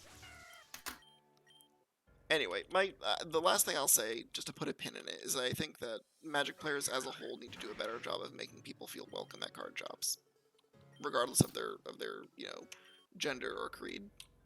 Look, well, once we identify who these Magic players are, yes, we'll come to a good solution. I would say many of them. Because like, there's so many types of Magic players. Like the Magic players I play with have been decent so far. You know, I don't want to play I'm not. your Magic players that you're referring to because they sound like horrible people. Like I want I to mean, avoid I them. wish that my experience was different, but most Magic players that I interact with are just not great people.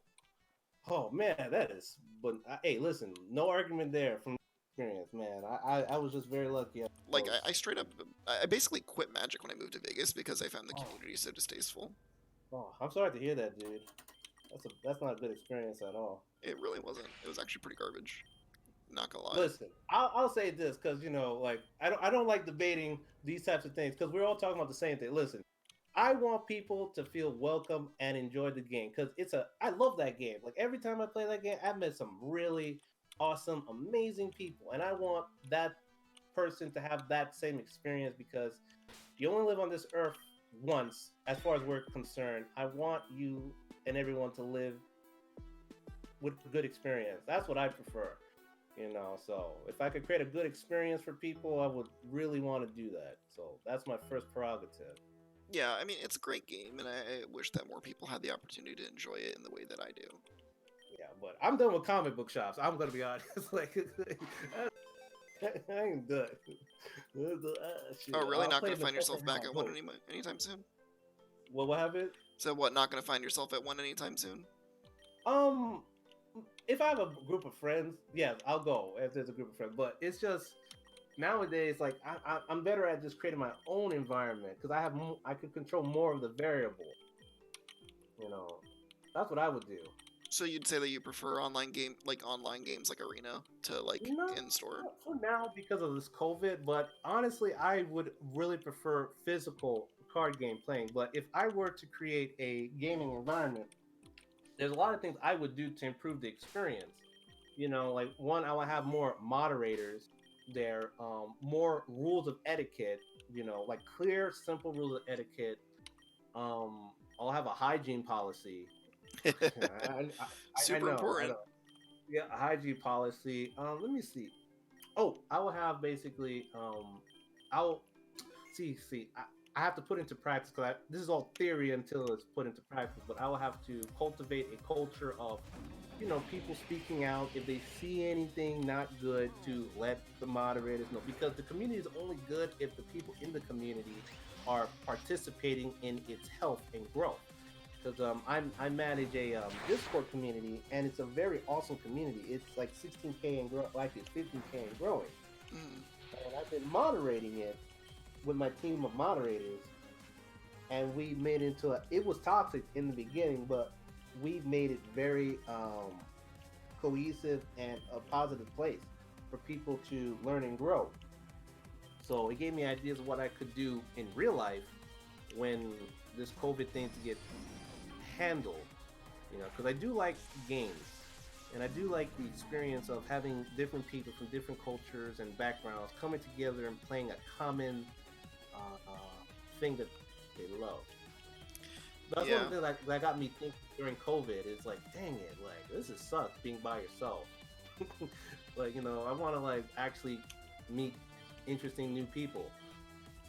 Yeah, I think that like card shops in general are super important when it comes to have their impact on those communities.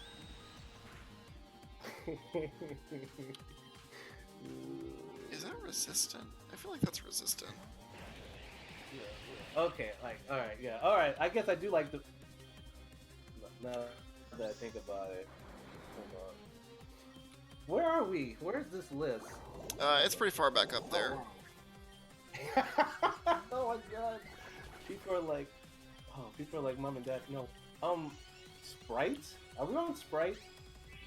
Sprite's fine, I guess. It's okay. I just don't like that when it burns the throat. I think that Sprite for me is it's like my second choice.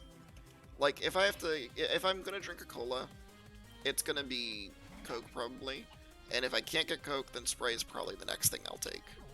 I'll go with Dr. Pepper if I have to. I don't drink soda anymore. Actually, I stopped drinking a long time. It's just water for me. But if I had to, Sprite it's overrated. Sprite is overrated. I don't think it's overrated. Like I think that I think Sprite's underrated in my opinion. If one can consider like Sprite to be overrated, like it is like probably one of the most profitable soda brands on earth. Like it's really hard to say that it's overrated when it's already so prolific. The only thing that people mentioned to me that was experience, which is weird and complex, is that burn when they open a fresh Sprite or what's the other one, 7-Up, and I'm like, oh, I never liked it. I like my Sprite warm. 7-Up. Okay. Well, maybe that's part of the problem. Oh, okay. Yeah, I know. Well, I'm done with soda, so like, Yeah, I mean, you're better for it. I'm not gonna argue that point. Like, I definitely wish I could stop, but I can't. It's a literal addiction that I have. Are you ready to go to Pepsi? I don't understand that Pepsi is sweeter than Coke. Well, non-sugarcane Coke. Because I remember tasting sugarcane Coke, and that's amazing. With real sugar, that's ridiculously good. But Coke here in America has a weird taste. Sprite is sweet. Yeah, And I don't think like the logo. The logo is weird to me. I actually kind of like the logo, but I think that I think for me, I don't know. Like, I'm definitely more on the Coke train than The not. Coke. Yeah, I'm trying Sorry. to remember the last time I drank Coke. Oh, Like man, I it's been don't a long I time. don't like Pepsi as much, if I'm being honest. Like it's fine. Like don't get me wrong, but it's not like my preference. I don't think I ever had too much Pepsi because I've been inundated with Coke, and I've barely seen Pepsi. Huh. I mean, they're Ooh. probably winning the Coke wars, as it were. I say Pepsi is overrated. That's my opinion. All Um, sodas are overrated. I mean, soda in general, I think is pretty overrated. Like, I think generally speaking, the world would be a lot better off if it were never invented. Yeah, but we have the Koch brothers, and the Koch family. Well, not the literal Koch brothers. The literal Koch brothers are coal moguls. Um, Yeah, but the Coca-Cola company is, I think, is definitely to blame. yeah, and let me see, the people that are inheriting it. Martial arts is underrated because martial arts, from my experience, makes you less prone to fight. It gives you a outlet to really funnel your anger and your rage, and it also makes you more confident in this world because you actually have an answer to threats if need be. But it's weird. After you're done with martial arts, you don't engage in threats because they magically disappear. If Uh, that makes sense. I don't think it's that they magically disappear so much as, you know, like I think that it, I don't know. I think martial arts in general, I think is underrated by most folks. If I'm being honest, and the reason that I say that is because I think that most people don't really pay much attention or give much thought to it. But I do think that martial arts in general is romanticized by the people who are familiar with it in a way that I don't think is very healthy. I don't know. Which I Well, know like probably sounds a little I'm contradictory, stoked but about it. Like it, actually, I want to go back into it because my experience in it was a very positive one. Like it was a very good experience. Met a lot of good people, and I felt more confident walking the streets, dealing with confrontation, and it was cool. Like ever since I learned enough of it. I don't get into confrontation like I used to. You know, back in New York, because in New York, you get jumped a lot if you look funny. nice. So I say, yeah, yeah, Sorry. martial arts is underrated in my opinion. That's my vote. Eh, I think if you pull the general population, probably underrated. But I do think that there's definitely like a romanticization to it that should be considered. Is Slash worth learning? I feel like it might be.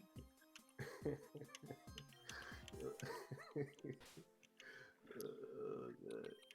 Nice. So we got our Steve the Sharpedo, nice and leveled up, and EV trained. So pretty excited about that. Yeah, I have to go back. Yeah, Fitzroy. Yeah, I got worked in that match. No, I beaten. I got taken to the. I took a L. I took straight L's. Like they told me to go home and learn magic. That's what happened to me that day. Did I miss something?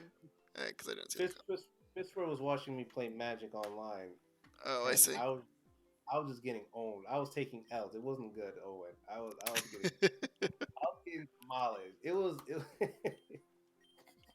I mean, sometimes you gotta take your lumps. Oh, it was even love. It was a straight up beating. Oh my god. Oh, that reminds me. Have you seen the? Do you play Modern at all? Oh yeah, I have. Oh my god, I got humbled. Modern is nuts. Did you see the Tybalt's Trickery deck that just started rotating around? No, I have not. Okay. Educate me about it. I'm Okay. So curious do to. you know what Tybalt's Trickery does? It's from No, I do Kaldheim. not. Okay, no, I do not. Okay, boy, Uh, are you in for a treat? So okay. Tybalt's Trickery is an instant for 1 in a red, and what it says is counter target spell, then mill the top 1, 2, or 3 cards of your deck chosen at random. So basically, roll a Uh-huh. dice and then either mill 1, 2, or 3 cards, and then you reveal the top card of your deck until you reveal a spell with a different name and cast it. Huh. Okay. So the deck is 51 lands with like Field of the Dead Whoa. and Valakut in it. Jeez. You play 1 Tybalt's Trickery. You Uh-huh. play 4 Violent Outburst, which is a instant for 1 colorless, 1 red, and 1 green with Cascade. The Cascade mechanic, if you remember, is when you cast it, you flip over the top card of your deck until you hit a spell that costs less, and then cast it for free. Uh-huh. And so what you do is you get to 3 lands, you play Violent Outburst. Cascade can only hit Tybalt's Trickery because it's the only spell in your deck that's capable of being hit by it. From there, you then cast Tybalt's Trickery, targeting the Violent Outburst. You counter the Violent Outburst and mill X number of cards, and then you flip over the top card of your deck until you hit a card other than Violent Outburst that can be cast. Well, your deck plays 4 Emrakul's in it. Oh, geez. So Okay, this I'm is- moving right now. So this is basically a turn 3 Emrakul, something like 90% of the time. Oh, my God. And it's casting the Emrakul, so you get the whole thing. You get the extra turns, the 15/15 flyer with pro-colored spells, the Annihilator 6. It's great. Oh, my God. Jesus, that's... It's kind of funny that I'm inserting this, but yeah, that sounds like a Yu-Gi-Oh moment. That It's sounds like dumb. a straight up... It's real dumb. Oh my God. Jeez. Yeah, I'm like, I scooped already. I would like say GG and just concede. Wait, what deck do you play? Do you play standard or more modern? So I don't actually play all that much 60-card Magic anymore. I do draft periodically, but most of my gameplay nowadays is more so with like either Cube, Limited, or Commander. Although I do play some Oathbreaker too, which I guess is technically 60 cards. You gotta tell me about Commander. Everyone keep on telling me I should play Commander, but I have yet to take the time to understand exactly what it is. Shinfit said that modern deck sounds unfun. It is. It is in fact very unfun. Unfun to play against. It's not fun at all. It's not supposed to be. It's supposed to win the game, which is not the same thing. That's that type of deck that you feel very impressed with yourself just for playing. Like you feel like you're big brain. Hey Jack, what's up? The dog just broke through the gate. I see. So what's the name of that deck again? So I can look it up and see how insane that deck is. I think it's just online? Tybalt's Trickery is probably Tybalt's Trickery. what's being called. But if you just Okay, Google cool. Tybalt's Trickery, I'm sure that it'll come up. Yeah, right on it. Wow, that's crazy. That is nuts. But Commander, is Commander fun? Yes, but it's very reliant on the group that you play with, because Commander group game gets type of- Commander kind of gets split into 2 different groups, in my opinion. You Mhm. have regular Commander, which is just you playing with your friends and you kind of play around the same power level, and then you have Okay. what they call CEDH or competitive EDH, and that's not fun to me at least. Okay, so wait, before you continue, I want to make sure I understand the whole thing. So with Commander, it's not like a 1 versus 1. It's basically a group versus a group. Type of scenario? It's a 4-player free for all. Oh, how does that work with Magic? Basically, you just play clockwise, and then instead of skipping your first draw step, you draw your card. Okay. Um, Now, are you allowed to like tag team with each other, or it's basically it's like politics you are a don't- thing, yeah. You could do politics if you want. Oh, that's cool. Okay, I'm getting excited. And some people really enjoy that aspect of the game. They really kind of lean into the politics aspect of it. Other people will just kind of do their own thing. It just depends on. There's some people who just play like strict chaos decks where, or they call them group hug, which is a strategy that doesn't really exist anywhere else. Now, I'm assuming. Do you have any rememberable moments playing Commander? Oh yeah, absolutely. Dozens and dozens of them. One that happened to me like 2 weeks ago. Are you familiar with the modal dual face cards from Zendikar Rising? Yes. Okay. I want to say it's Ondu Outburst. Are you familiar with that card? No, not directly. No, I'm not. But So familiar it's with so it's the 8-mana Wrath from from Zendikar Rising. Okay. But basically, like, sorry, let me just find the card really quick. No, yeah, I was googling it as you were talking. Yeah, I forget the name of it exactly, if I'm being totally honest. But it's basically like an 8-mana, like, destroy all non-land permanents. But then you can play it as like a Yeah. tapped planes, basically, if you want to. Mm-hmm. So I dealt 40 damage with that card to one player. Yeah, that sounds about right. Because I play a Noyan Dar, which is a commander from, I want to say, Battle for Zendikar. Uh-huh. And basically what that commander does is whenever you cast an instant, it's a 5-mana 4/4, and whenever you cast an instant or sorcery, you can turn one of your lands into a 0/0 creature and then put 3+1/+1 counters on it. Uh-huh. So basically I played the land early, played my commander, and then from there I ended up just loading a bunch of +1/+1 counters onto my land, so I literally killed somebody with an instant sorcery in that way. Ooh. It was quite hilarious. Hey, Dark Horse, welcome in, man. We're just grinding a bit today. I have my buddy Hans on the line here, which I didn't mention it before, but if you do want to join in, I do have a Discord channel. You're more than welcome to chat it up, as we're just kind of grinding up and EV training and stuff. Well, yes. Ooh, so this is a tough question. So I can learn Poison Fang as Sharpedo, but I don't know if that's actually good or not. Well, I'm speechless. I've been so out of the loop on Pokemon. I'm curious to see what other people. Yeah, Dark Horse, if you have an opinion, this is a attack and speed, EV'd speed boost Sharpedo, and yeah. Currently the setup is Slash, Bite, Aqua Jet, Ice Fang. I'm inclined to skip the Poison Fang, but I could see an argument for maybe deleting Slash or something. Yeah, Poison Fang can cause toxic poison, so that's definitely a thing. I wonder if that's better to drop Slash. Okay, yeah, I can dig it. Appreciate it. So yeah, we're just grinding against the dude inside the Pokemon Center or whatever, just to get some cash, as well as some EXP on our guys. Welcome in, Taiketsu, by the by. You know what, Fitz, you're absolutely right. I do not have good coverage against fairies, so that is an excellent point. Oh, it's fairy types. Wow. There are fairy types now, yeah. They are immune to dragons, totally, and they're weak to poison. Now, is dragons still like the top tier type, or have they been, or is it different now? Fairies definitely did a lot to kind of balance that out.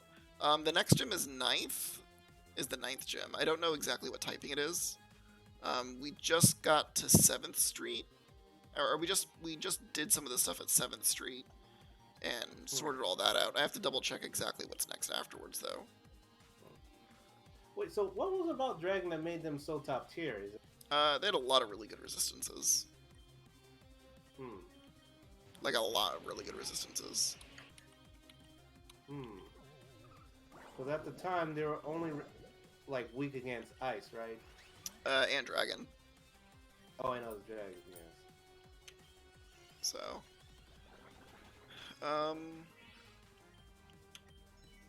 let's see here. So yeah, I went to 7th Street, and I was kind of meandering a bit today. I was just kind of grinding a bit and trying to set up the team a little bit. I have to pick up an Unpheasant at some point for one of the side quests. Shinfit says dragons were never the meta. I don't think they were ever like the meta, but I think they were solid. Like, they were definitely good dragon types. Mewtwo was always really strong too. Tayugetsu asks you, Hans, or to your question rather, Steel was probably the best, is probably the best type right now competitively. So Steel types. Okay. That's really interesting. Yeah, I would imagine, because Steel. Like, if you had an animal that's basically Steel, huh? I mean, what are you gonna do to a Steelix? Let's be honest. No. If I see a Steelix, I'm running. Yeah. No, seriously, yeah. Steelix is a post-apocalyptic doom fuel, basically. If you think about it, like it's like I'm surprised it This actually guy. fit that This in. guy. Like it's crazy. Actually, Pokemon, like some of the Pokemons I've been seeing now are kind of terrifying to look at. I'm like, I think they were Jesus. always terrifying to look at, if we're being totally honest. First gen is what they had it right with first gen. I don't know why they didn't maintain the art style, like the art direction with I do those. really enjoy the original, like, if you look at, like, the original, like, guides or whatever, the original Mhm. art style, really, really love that. It looked Yes, great. I agree. I agree, 100%. Man, but now Pokemon just looks like geometry, like just like graphic design symbols and logos now. Like I kind mean, of crazy. that's what it always was, but I understand what you're trying to kind of communicate. Um, Okay, these they have more illustrative feel than first gen. The newer gen is basically just simple, from my opinion, simple shapes. Last time I remembered, I'm like, geez. I think that some of the newer designs are still pretty strong. But Like, I don't think they're all bad. like that, like that, like, Oh, I don't even know what this thing is called. It's a dancing Pokemon. I remember that much. It does like the Cha-Cha or something. I don't know exactly. I think now the one Pokemon in the original that freaked me out when I was thinking deep, Ditto. I don't No, like. Diglett actually. No, it's Diglett. It was Diglett. I was confused the two. Diglett. Yes, Because you because don't know what's underneath Diglett. it's the fear of the unknown, man. Yeah, and then I was trying to figure out like what's underneath that thing and what are they exactly. Well, it's Pokemon. They can sometimes cause geological activity. Hmm. Oricorio is amazing coming up. Oh, is it? I'll definitely have to look into getting one. I think you can change the form because it has like multiple forms or whatever. So I think you can change its form in one of the shops in Reborn City. But I'll have to double check onto that. So I think we're gonna go double check the black market area and poke around there for a little bit, and then from there I'll try and remember what my next task was. Because I don't actually remember what my next thing was I was supposed to do. But we can go look around. Taigetsu, I'm switching over to DCG as my main game. The flower shop is next. Okay. Oh, no, the flower shop is where you can switch the Oricorio, I think is what you meant. Gotcha, gotcha. But yeah. Exciting stuff. Oh man.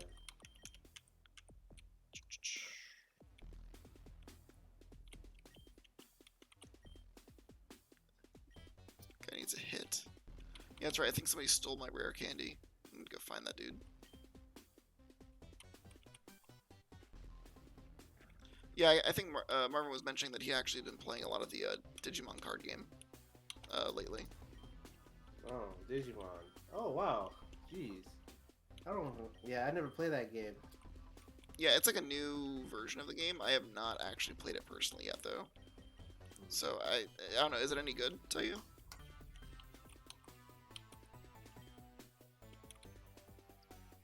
Lower left corner for that special candy. Let's see.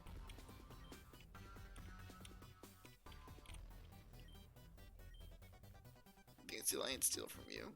If you got a problem, you want to go? This guy's like roiding out or whatever. This dude thinks he's intimidating with an Arbok.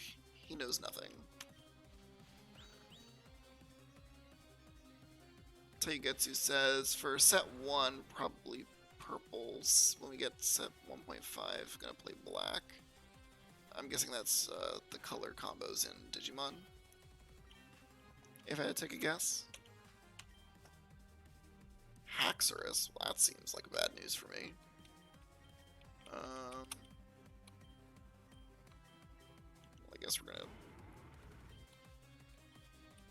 I guess we're just gonna Psychic and hope that's good enough. Wow, it missed twice. That's really good news for us. Alright. And Bisharp, and we know that Rapidash can take that out. So yeah, man. Welcome to chat, by the way. Let's see here. 5th time's the charm for the Digimon TCG. I only think I played the first one. Did you ever play the Digimon TCG, Hans?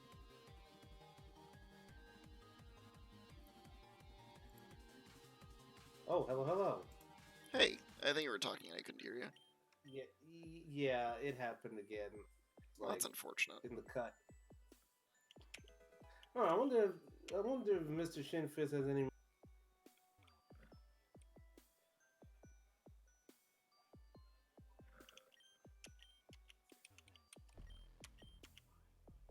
think it happened again. That's so weird because I don't have that problem with anybody else. Yeah, it happened. Twitch doesn't want us to spitting too much truth. Guess so. Man. There's so much Greymon and Garurumon. I mean, Greymon's great. Are you pro Greymon or pro Garurumon?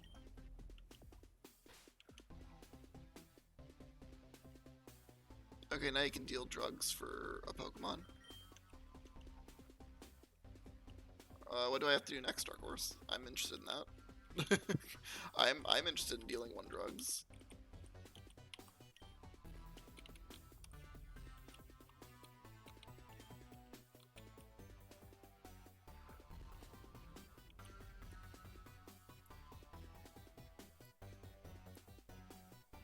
Oh yeah, I'm still here. I was just silent.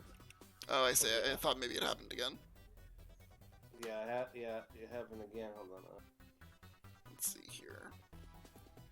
Tegetsu says, also I would like us to appreciate the irony of half the chat talking about Digimon while playing Pokemon. Yeah. The guy who wanted to hit. I always enjoyed Digimon the anime over Pokemon the anime. If I'm being honest. I think the original Digimon anime was more of a story-focused kind of deal. Yeah, and I enjoyed that. You know. I'm begging you, let me have it. You can have my Pokemon if you want it.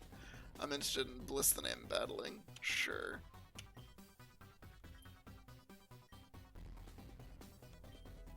I got a Piplup? Oh shit. Piplup? I need a nickname for this Piplup, chat. You haven't let me down yet. I need. Wow, they actually say the F word. I did not notice. That was crazy. It's an MF and Piplup, man. Piplup's great. I am stoked to have a Piplup. Whoa, I didn't know that you could curse in Pokemon. That's crazy.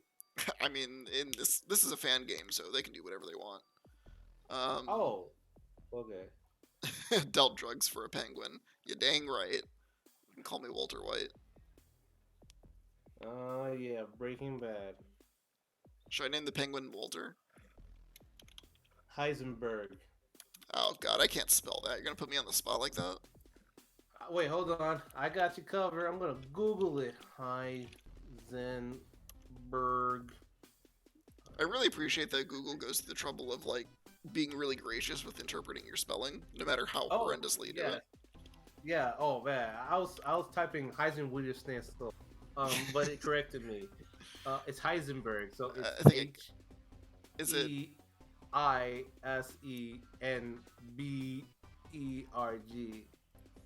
Alright, looks like we're gonna break some bad then. You know, I'm beginning to like Better Call Saul, actually. I do like the story.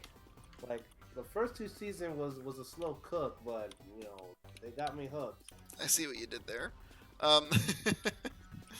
Yeah, I mean, I think that the first season was really slow. I am not up to date on it. I think I stopped somewhere in the middle of the last season, but name it Dark Horse. Alright, so we have ourselves a hardy Heisenberg with a defiant nature.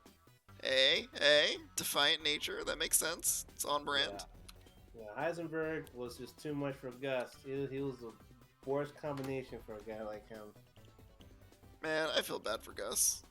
Yeah, it did, because Heisenberg was a ruthless genius. No, he was not a genius. He was criminally inept. Nah, I don't know about that. He was a genius. Like, literally, like, Are you nuts? No yeah, way. he was a genius. His chemical purity was off the charts. Like, he was a brilliant, gifted chemist. Yeah, a good Like, chemist, but a terrible criminal. I think that was kind of the whole point of the show. I don't know, man. For terrible, he got pretty far. Like, I guess he had a lot of writers on his side, but I don't know. Dumb luck. Like, I don't know, for the short time he had, like, he made a lot of damage. Literally created a power back. The man ruined everything that he touched. Yes, he did. You know, he was diabolical. Yeah, I feel bad for Gus. Gus had a good thing going, and then this guy just rolls in like he's, fucking badass and just ruins everything. I blame Gale because it was his idea to bring Walter in because, Gus was perfectly fine with 97. No, what was it? It was not. It was 91% pure. While It didn't need to be any better. was 99. It was like Gale was like, oh, it's a big difference. Yes, we feel bad for Gus, another supervillain of sorts. Yeah. So Dark Horse, I remember last time I was doing the Crystal Cave or whatever. I think I stepped away from there just to do a little bit of training and such. Because what I wanted to do is I wanted to pick up Steve, and train this guy up, so that way I had an extra water type on board. Yeah. In the tree, right. I think we saw Discount Senku over there. Oh, Jesse. Yeah, Jesse was overrated. No, Jesse is definitely not overrated. No, remember that? Like, I wanted him to die in the second season. Jeez, man, you have no heart? Like, what's wrong with you? No, I didn't, because Jesse was a big burden. Like, Walter would have been just better, just letting Jesse die. In the Walter would never have gotten anywhere near where he got without Jesse. Jesse was the cooler head that prevailed. No, like Walt could have just made the bash without Jesse. He only had Jesse around for some weird reason, like because he needed him for distribution. But he has Gus now. Remember, like Gus took care of that. Yeah, but you have to keep in mind that ultimately Pinkman was better for Gus than Walter was. No, not at the time. Not during season 2. Season 2, Gus wasn't involved yet. Season. I think I'm getting into season 3 then, because there was a time. There was a time where Jesse was a problem, where Jesse was just being completely irrational, and Walter was being the voice of reason, and Gus was still workable because he knew Walt was going to die. The cancer wasn't in remission yet in that story point, so there was. And to answer your question, I do have the green crystal key at this point, and I think the purple one too. So I just have to finish going through the puzzle. So to answer your question, for Jesse is overrated because during I think early season 3, Jesse was completely annoying. Like, he screwed up a lot of things. I think that's true, but I think that I think that Breaking Bad does not work as a show without Jesse in it, because I think that you need that character in there in order to make the show more relatable. Because I think in a lot of ways Jesse represents Walter's conscience kind of throughout the series. Well, Jesse grew on me later in the season because he did a 180, and Walter became who he is now. And I'm like, oh, okay, all right, that's interesting what they did, because I don't know if it was like season 2 or early season 3. Jesse was really getting on my nerves, Yeah, but he definitely went through way more suffering than basically anybody else needed to. Yeah. Jesse was a punching bag for quite a few episodes. Oh, Dark Horse, you've done multiple playthroughs? That explains a lot. Okay, side trip to evolve Magneton.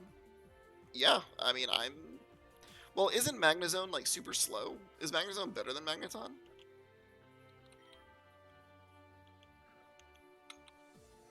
I think I'm in for a side trip.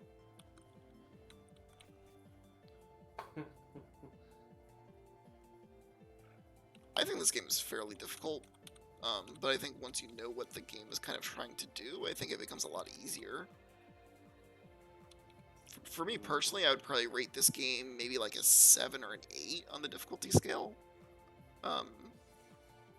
Magnazone's better in your opinion? Sure. I'm in then, Dark Horse. Where do I need to go? I'm in for side trips. Because to evolve Magnazone, don't you need to like level it up or something by like a rock or whatever?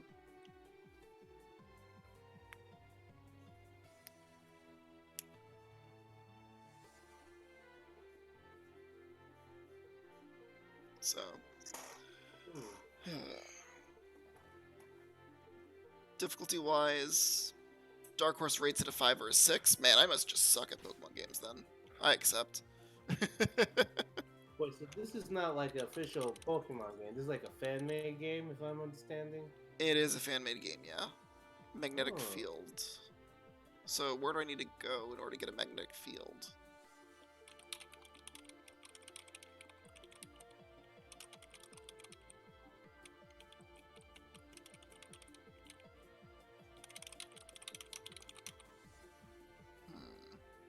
Also, I don't think I have any honey. So if it's on Route 1 somewhere, I might not be able to get to it right now. The Cave or Saphira Bustia to first reach Route 1. Yep, I know where that is. I can go there.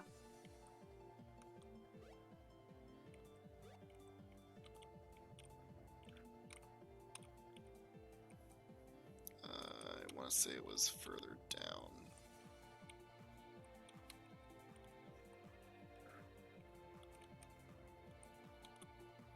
Let's see here.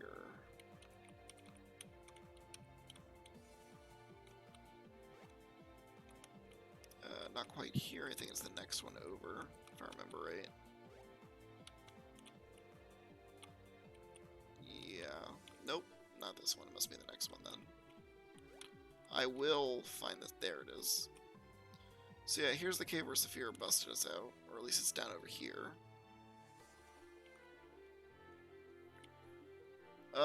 Head there. Green crystal inside can be activated for you to move beyond. Oh, really? Okay. I'm in for that. Hitting a bit of a frame rate drop here.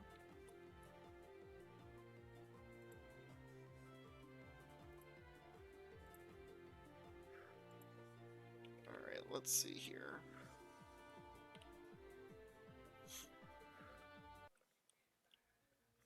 Are you there, bud? Oh yeah, I'm here. I'm just thinking about ideas about Instagram, like how to like grow that thing. Cause I think I'm in Instagram prison.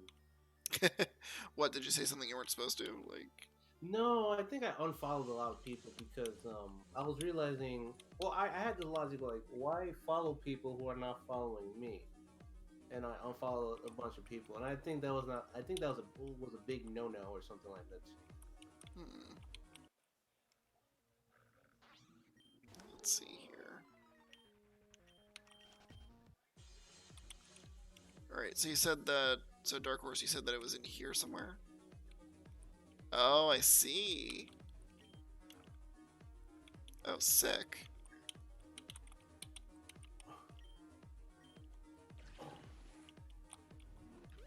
Nice. Back up and to the right.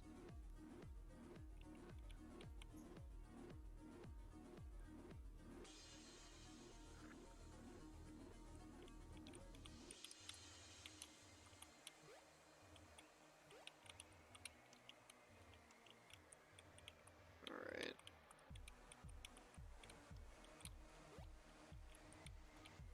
So now what do I do? Hop down.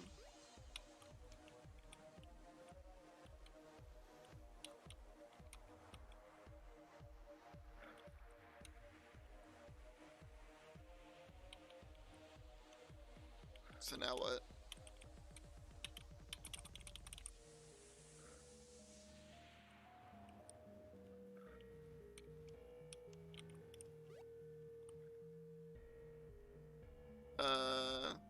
Shinfit says you're not growing Instagram because you don't experiment enough to find out what people want.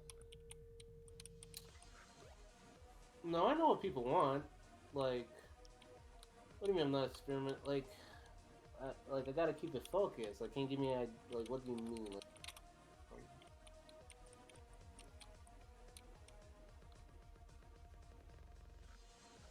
Like what? Can you give me an example? Cause like I've been basically keeping it focused. I'm not trying to do everything under the sun. Hmm. I see. 'Cause I could Oh no, do I experiment. need strength? Like, what does that mean? Like, experiment with what? Like, I could literally tomorrow. Like, I could just create pizza posters. Like Um. Oh man, I really don't want to teach strength to Steve though. I guess I could Nick Stomp on Charlie.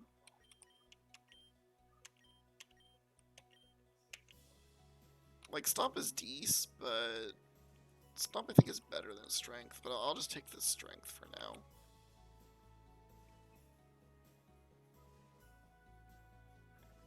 The problem is I don't have any TMXs with Strength right now. Because the only person on my team who can learn TMX Strength right now are Steve and Charlie, and neither of them well, have a okay, TMX here. well, yeah. I'm honestly trying to figure out what Mount I want, but like, I need like to go somewhere because that's what I'm trying to figure out. I guess I could run back to grab like Infernape. That's probably fine. We're gonna have two conversations. Yeah, well, because Dark Horse is like coaching me through how to get this damn Magnezone. So I think what I'll do is I'll head back. Now that I know how to get here, I'll head back over and Okay. and grab the Mon that I need. So that way I can do the thing. Because I'm not that far away from a Pokemon PC or whatever.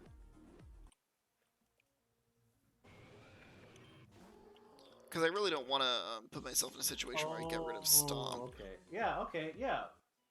All right. I will do that. I'll do that tonight. Yeah, I think that's what Hans is. Hans, I think that's what Shinfitz means. It's not necessarily that people don't like your art style. I think that's far from the case. I think it's that you don't try. He's saying that you should try different forms of kind of introducing content or different forms of content to see what kind of reaction you get. Yeah. Like I'm so literal sometimes because I'm not. I'm not spontaneous. But yes, that's correct. I'll do that. I'll definitely do that. That's suggestion. I do have a couple videos. Yeah, Actually. I think that would be really good. Oh, good point. Yes, stories. Yes, I could do that. That's actually a good idea. You know what's funny, Tayu, is that as soon as you like wrote that in there, I was like, oh yeah, that is a thing you can do. Oh shit. Oh well. This is fine. Look, Infernape is my starter. I need to show some respect. Wait, so that moon thing is your starter? No, Infernape is. Oh, okay.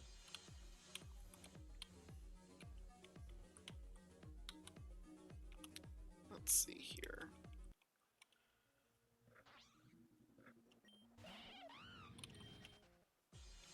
But yeah, Taiyugetsu is absolutely right. I could have just caught something randomly in the cave and taught it strength instead of heading all the way back. But I think this is fine.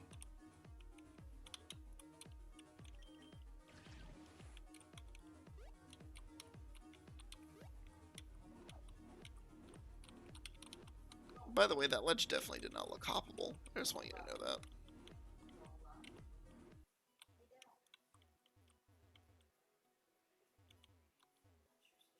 I wonder if there's anything over here with an item finder. I could probably come back and check that out later.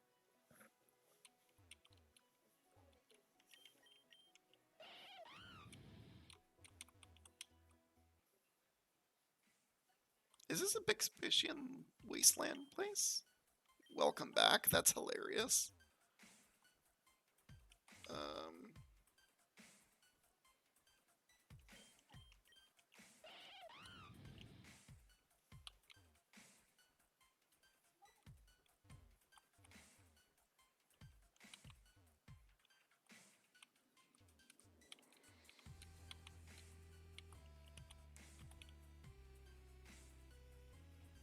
So is this the place, or? Oh, hell no. Forget this. What in the hell?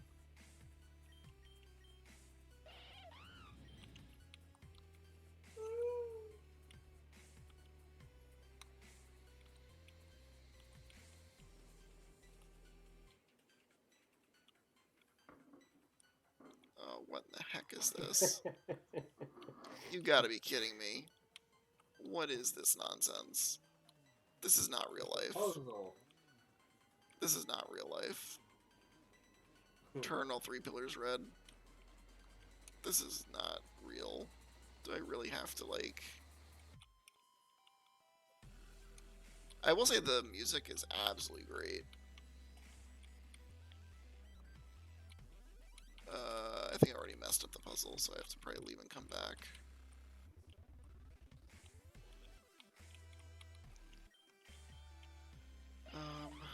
Let's see.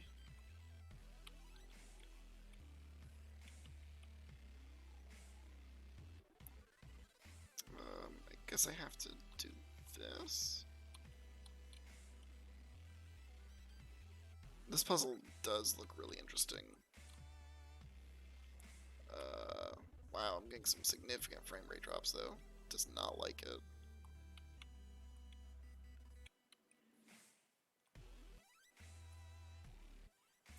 Don't tell me things like that, Dark Horse. That's not nice.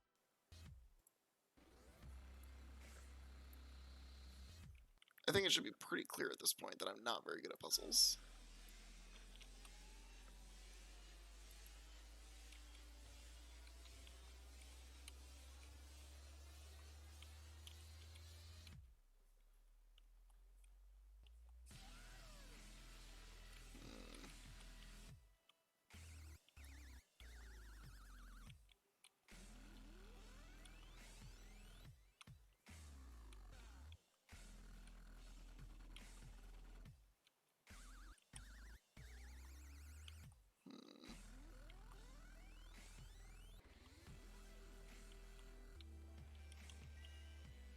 Alright, got one.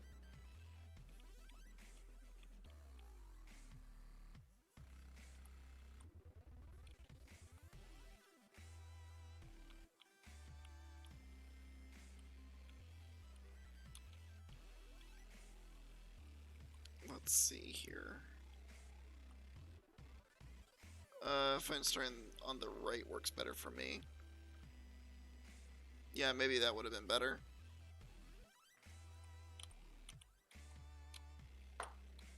Maybe I can, like...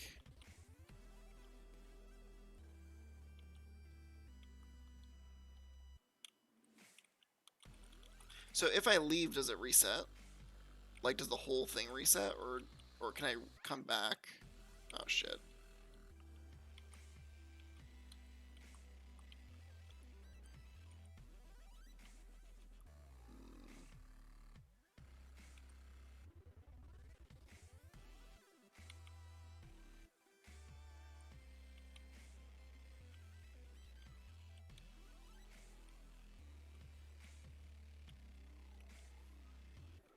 The whole thing resets.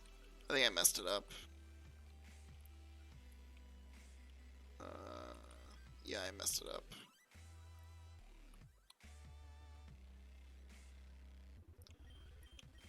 Alright, let's try this again. Alright,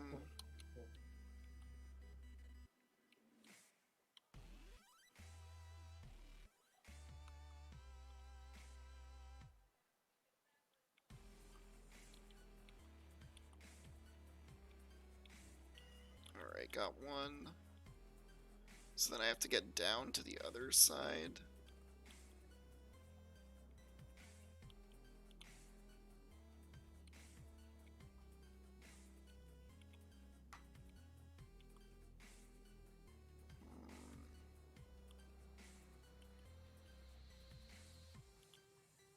Let me see here.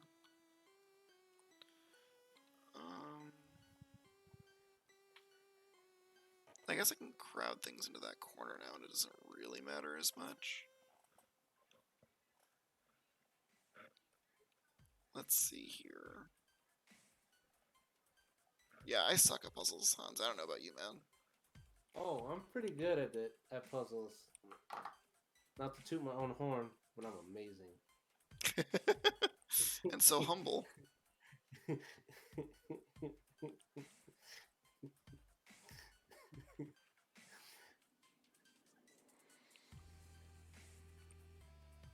Yeah, I wish I was. I wish I had like the controller. I would have. But I don't. Well, you're getting there. Yeah, but I think I locked myself out of the area already. Oh, you know what will help? Play the Tetris music. Like, get me in the zone, you mean? Yeah, it'll get you in the zone. Like whenever I have a problem, I just play Tetris music. No, you know what? Have a Mentos moment. I am not living the Fresh Maker life right now. I'll tell you that much. Fresh goes better. I miss those type of commercials. Everything was just They're like so positive. catchy, like 90s Yeah, jingles everything or was just whatever. so upbeat. There was no serious problems. Well, they were, but they hide it very well from us. Yeah, I can respect that. Alright, so I think that means I need to...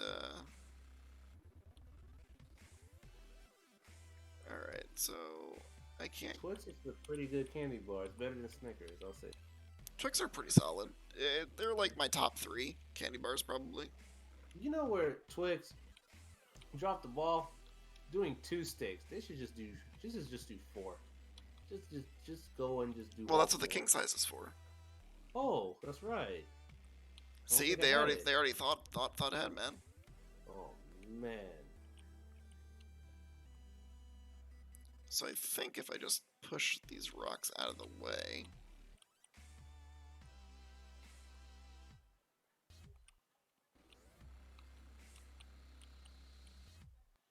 Because I don't need these rocks, so if I can just push them out of the way, that's okay.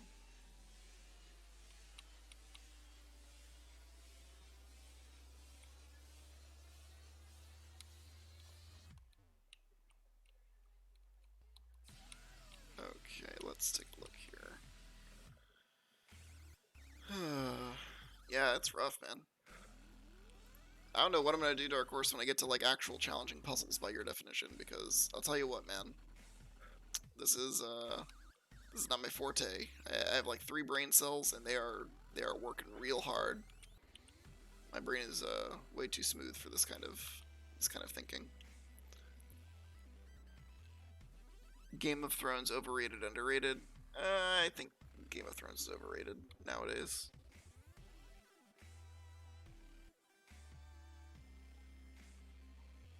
I don't know about you, Hans.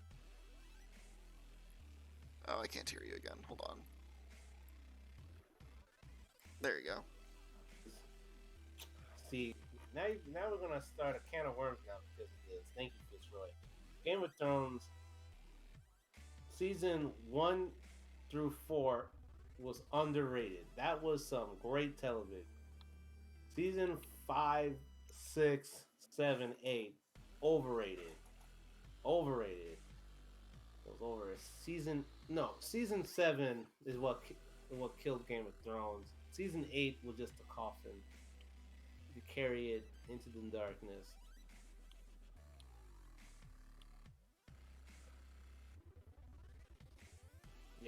Yeah. Dark Horse says season 8 8 underrated. overrated. Definitely terrible. Yeah. So with the puzzle, my opinion, I think you should work to the far left.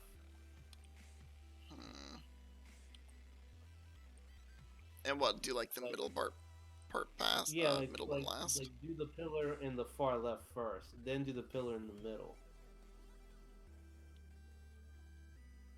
Okay. Because I guess I can technically just like kind of push all these rocks all the way over to the side, right? I don't really need them to be. Yeah, that's what I'm thinking. Like, if you do the pillar right there to the left, you can push the boulders to the side, and eventually. Because I can block off that area, it doesn't really matter to me. Yeah, that's what I was thinking.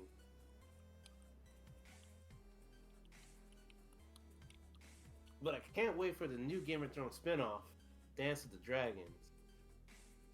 Do we really need another one? Yeah, I love the story. It's so full of history and character moments. The whole universe is fascinating me. Yeah, the Yu-Gi-Oh animated was overrated. You know, Joey should have been the star of the show. Let's be honest. Yu-Gi-Oh should have been the side character, like like the really cool sidekick.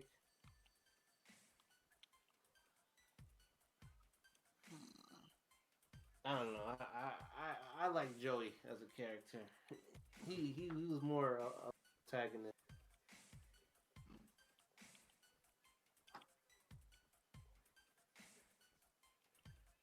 Okay, I kind of feel like I'm doing okay on this puzzle this time. Oh no, you're doing good. Actually, you're Time getting will very tell. close.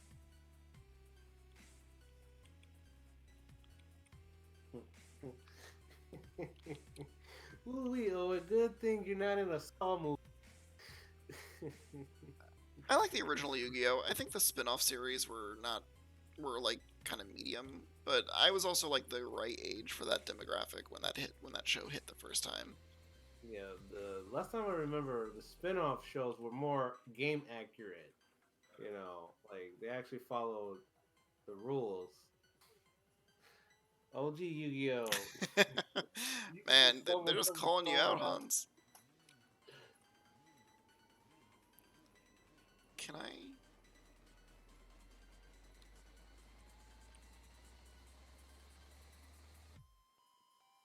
Wait, what rubbish out of my mouth? Like Yu-Gi-Oh! 5D is. I never saw 5D. Um,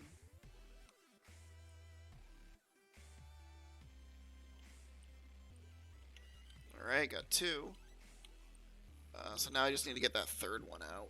How do I get to there? I guess now that means I can kind of push them down as much as I want Oh, to. card games on motorcycles. Man, that sounds exciting. Um, I'm just looking.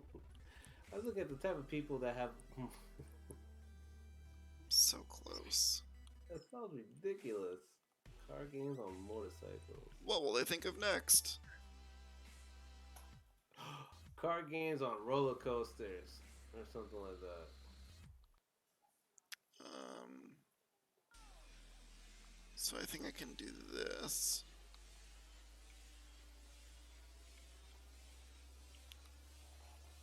And then from there I need to... Like the whole split personality with Yu-Gi-Oh thing was kind of weird. Joey should have just been the protagonist because he had the newbie. Hey, I feel. did it! Alright, so now that I have the three activated, now what? Oh, I see, it's the Oh, next. good. Hey, I All did right. it! All right, let's do this. What is this?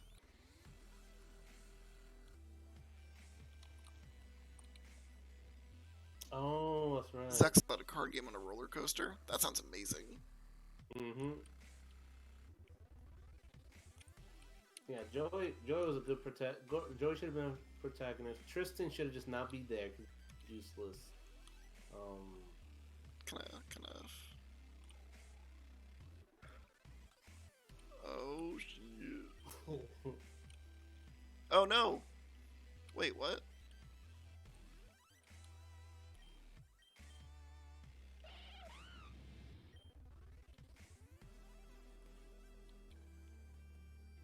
Oh, I can't even get to the other side now. I don't understand Fitzroy. Like, what's rubbish? Like Joey is a great protagonist. So there you go. Oh, I see. It's like a vertical puzzle? That's interesting.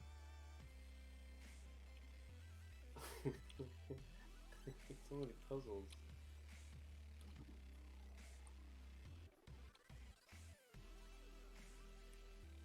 Oh, I don't like this. This is like multiple,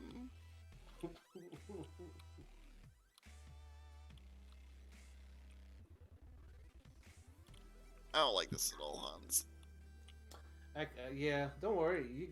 You got it. You just have to push Believe in the rock. myself. No, just push rocks. I'm gonna go pound rocks if I can't figure this shit out. Oh, don't do that. I don't think he's gonna tell you enjoy it. That's some nonsense. Who designed these puzzles? Yeah, Tristan even had the worst haircut out of all the anime characters in that game. I mean that like series. Tristan was useless. What Yeah, did he Tristan do? was Garbo. Oh yeah, I know Fitzroy. I have a thick armor skin, you know. But I can't I don't know how to shoot things in the basket. I have really bad aim. I remember like oh man. Yeah, Tristan is useless. Joey was underrated. Let me see who else. Going for Solosis and Rotom. Honestly, I don't know. I don't know what's down here. I think my goal was to initially just to evolve my Magneton, but if there's a Rotom and stuff, push right.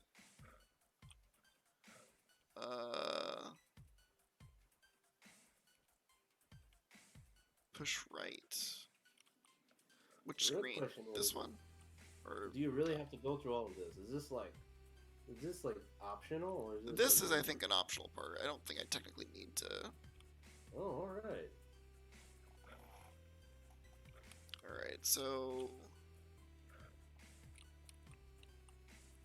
if I can fall down here,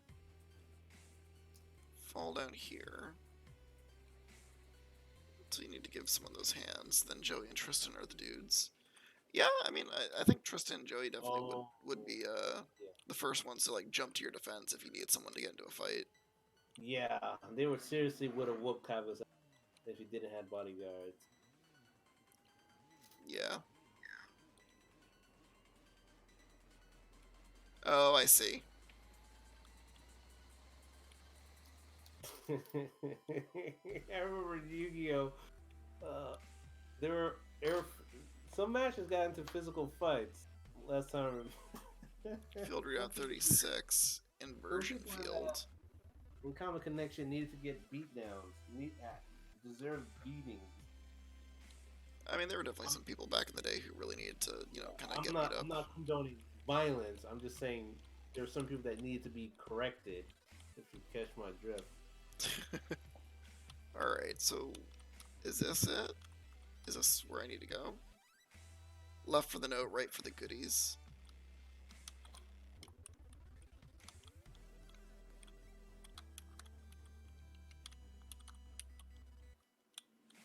Where do I go next?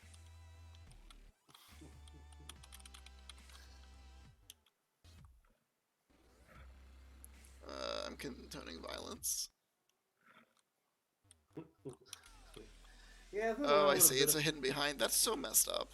Stuff. Irayuki? That sounds important.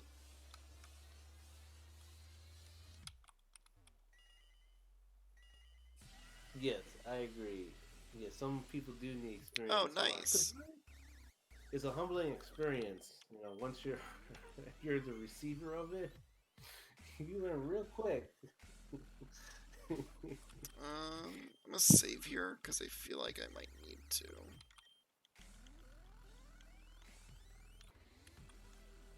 That's why they should legalize, like on the spot duels. Like if you had an altercation with someone, there's like a match, like a boxing ring, like nearby walking distance, and you can just go there and have a good old brawl. That grass patch there, 100% Mew chance. That'll set things right. That key lets you evolve Magneton Nose Pass, Charm Chibu, and get Rotom. Devs tease. I need a nickname for this Solosis. Any suggestions, chat? Because I'm in for it if you are. Pinkman, Mr. Pinkman. Pinkman? Yeah, Pinkman. Mitochondria from Taigetsu. Or Mike. I could see Mike. Mike is nice and reliable. Yes. Mr. Urban Trow. Mike Urban Trow. Mitochondria. Alright, I got multiple people saying mitochondria now, so we got outvoted, sir. Mitochondria it is. But deep in your heart, you know the real answer. Send someone to the PC. Zoids. Sure. But it's the powerhouse of the cell. Zoids. Did Are we you talking learn about nothing? Power Ranger Zoids? He's been the MVP. Zoids was great. I miss Zoids. I don't know. I don't know which Zoids that you're talking about. I've been out of the loop. Chaotic Sentry.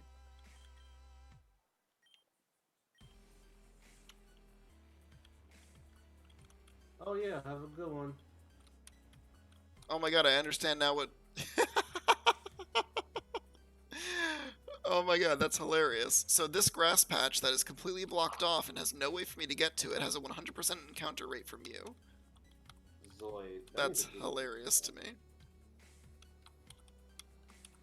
Yeah, I don't know anything about Zoids.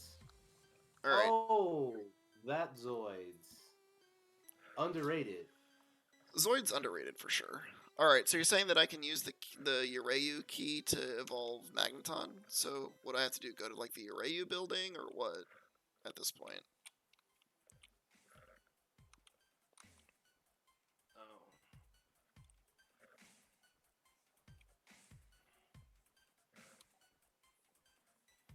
Yeah, update, that's what Dark Horse was saying. Apparently this grass patch right here, 100% Mew encounter rate, but there's no way to get to it, so we get trolled. Which is hilarious to me.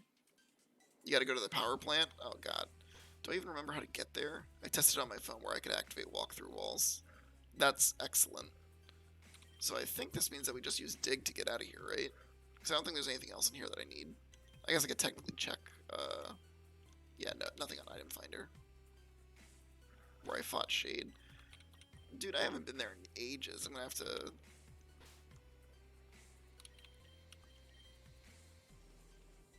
Escape from here, return to Chrysolia Pass. Yes. Yeah, Fitz. It's what Dark Horse was saying. That apparently it's actually in there. So, so that makes it immediately better than the urban legend about the truck, near the SSN. Mm. Were you aware of that old urban legend, Hans, back in the day? No, tell me about it.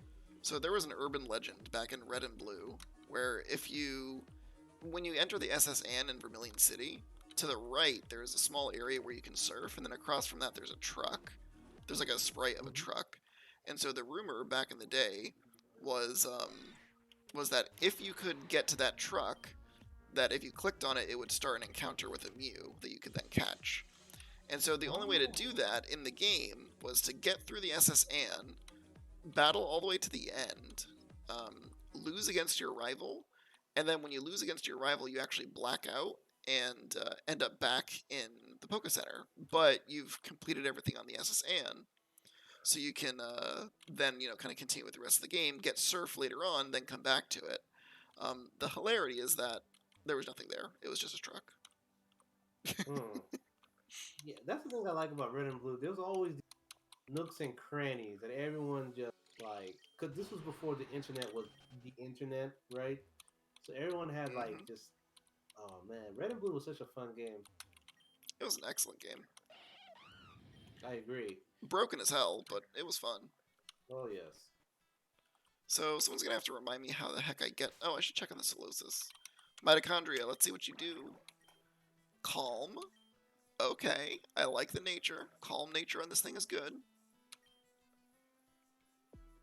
Its EVs are not good. In fact, they're pretty much as bad as I can get, but the nature is really good, so that's good to know. Gonna keep this guy in the box for later. Could maybe breed it to... Also, I can check on the Piplup. I think the Piplup had a good nature, too.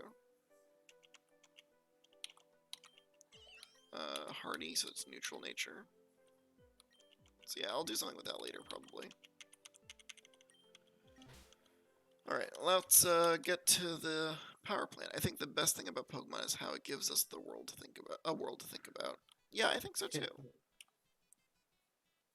Someone remind me how I get back to Shade's gym, because I can't remember for the life of me. That was like 2 years ago.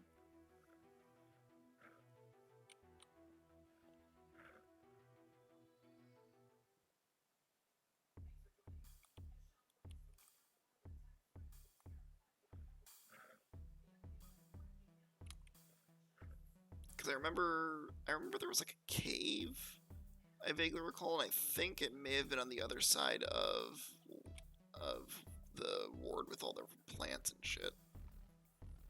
Up through plant hell. Yeah, I was hoping you would not say that. I don't like going through there. Okay, that's fine. We can head back up through there.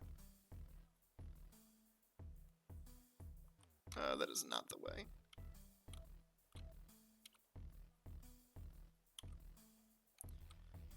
But yeah, I'm gonna say it. I think Game of Thrones is kind of overrated.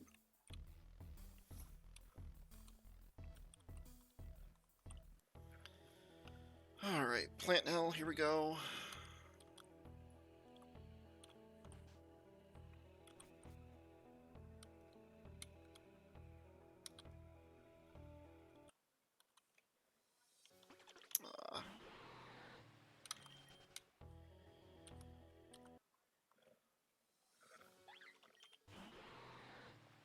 I will say at least Plant Hell is like relatively easy to get through. Right, it's Burkle Ward. I'd forgotten about this place. Alright, so you're saying up through the power plant now? I can use the Ryu key to...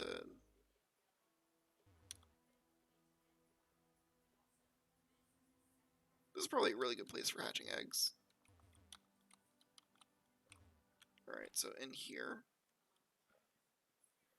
The Joker, overrated, underrated. I have not actually seen... Yeah, I just tested the Mew thing, it's 100% a Mew. The Joker, I have not seen the Joker yet, so I don't actually have an opinion.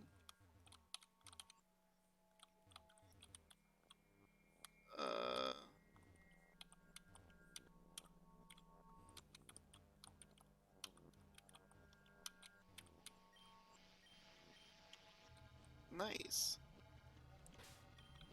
Okay.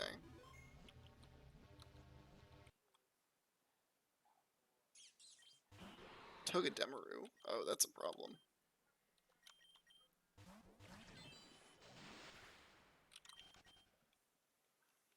The character of the movie. Rotom is on the left, evolution stuff is on the right. I'm gonna save in case I end up in a fight.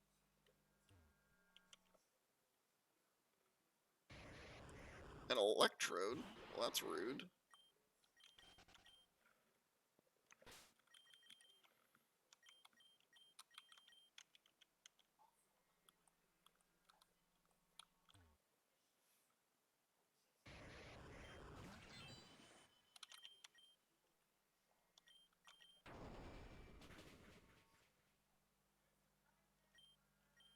I almost want to catch this Electrode because it's such a high level.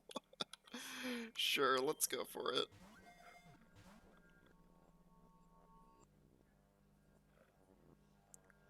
Motor Drive and Mogul to make Explosion useless. Yeah, I could see how that would be really effective too.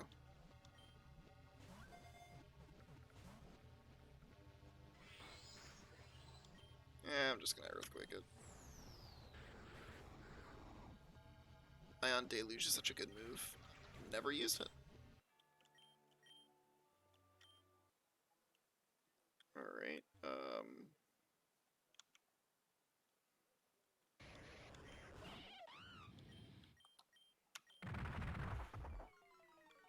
that's not good.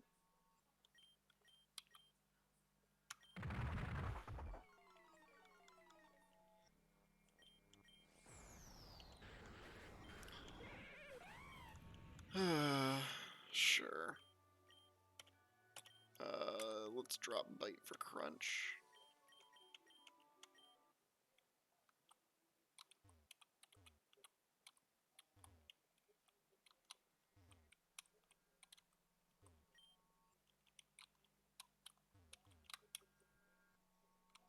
One, two. Let's see.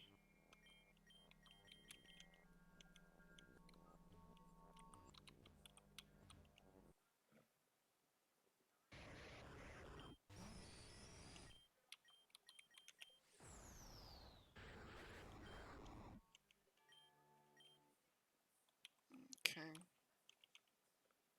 I guess it's all Electrodes. Rude.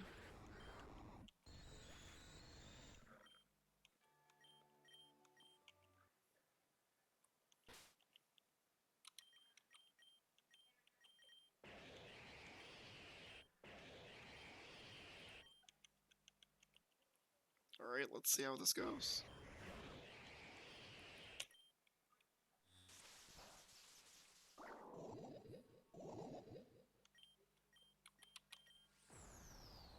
Jeez. I mean, I'm happy that Steve is getting all these EXP points. I think making Joker 3 characters makes up for all the inconsistencies I didn't like about the character up until that point. Because there were some things he couldn't just be explained by he's crazy. Yeah, I can see that, Taiyu.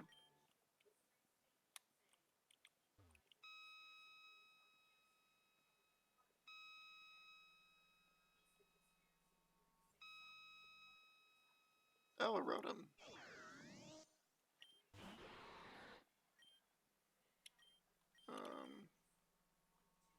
I guess I'll go with Poison Fang.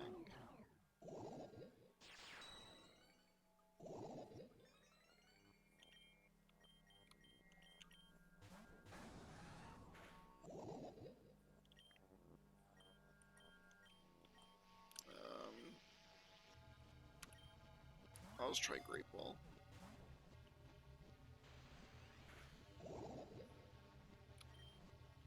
I think I'm just gonna try and catch this Rotom. Nice! I need a nickname for Rotom.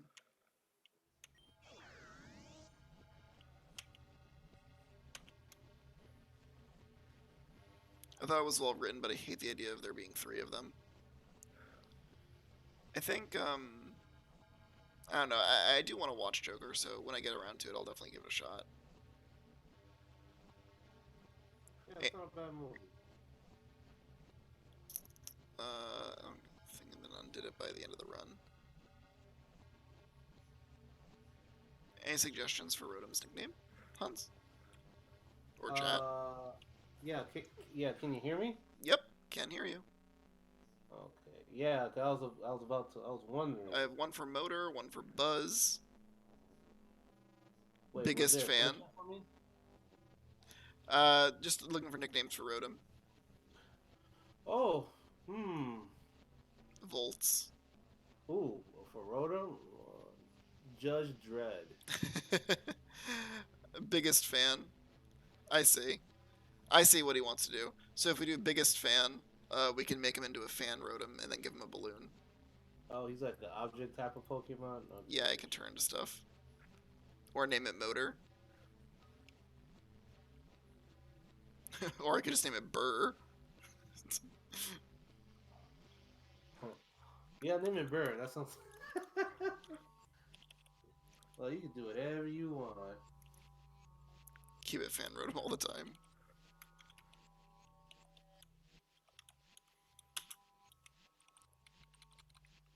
What if I name it Motor or go Burr?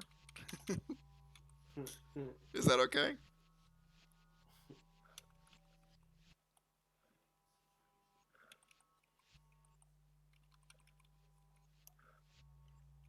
Keep it fan Rotom all the time. Yeah, that GameStop shenanigan was crazy. I don't know, chat. What are we feeling? Are we feeling Motor go Burr or are we feeling biggest fan?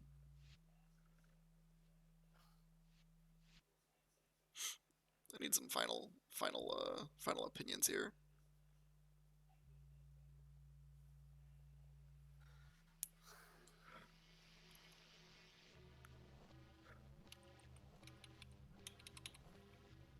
I guess after this, my next question is where would I even change it over? I think we'll do biggest fan.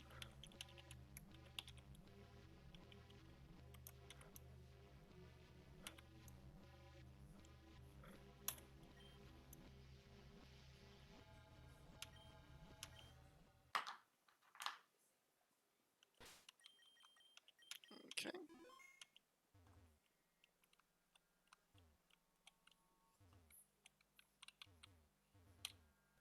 So now what? I need to run away from this thing.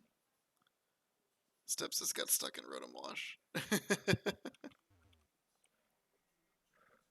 Hilarious.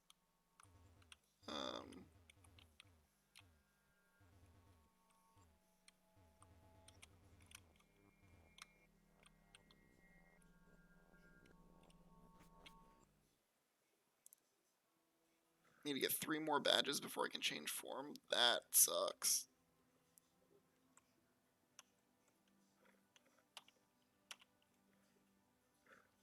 Oh, okay, I can evolve it on the other side of the plant. Alright, alright. I'm in for it. Well, let's go ahead and heal up and check out the stats on the Rotom that we just got.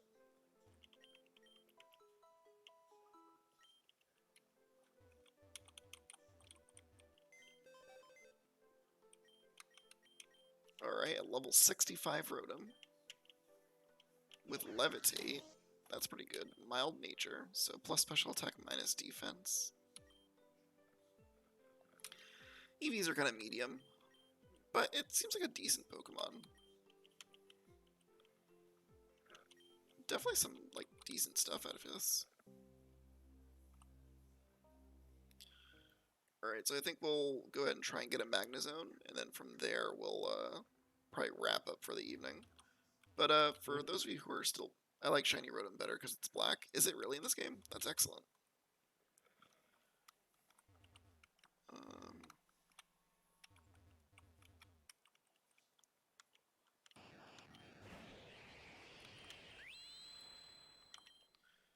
You know... leaning with those slow water Pokemon in an electric power plant, probably not, like, top-tier gameplay that we came to expect.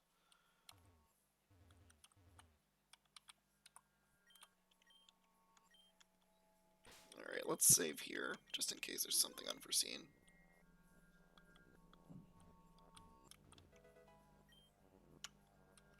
Alright, got the magnet, so now what do I do with the magnet? Do I just, like, give it to it, or...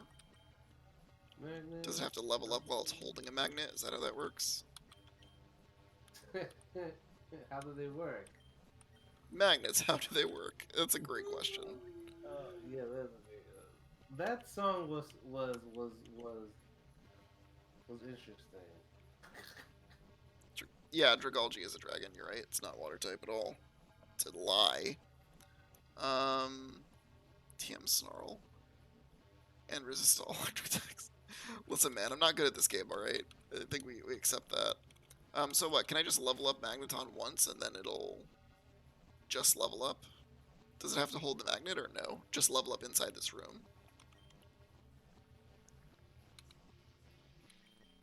Because I will give this thing a rare candy right now if that's what it takes.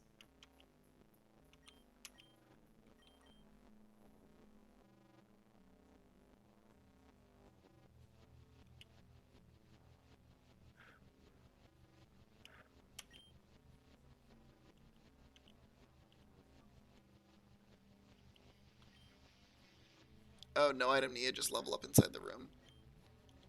Really? Okay.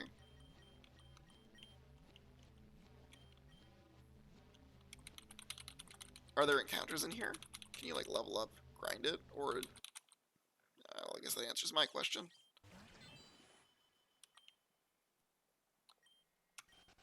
Alright, well that's fine. I'm going to just use the rare candy, because I'm lazy.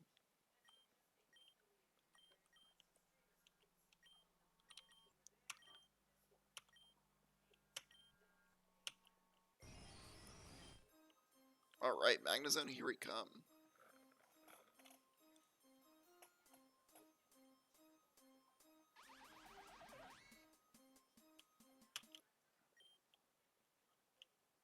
Nice.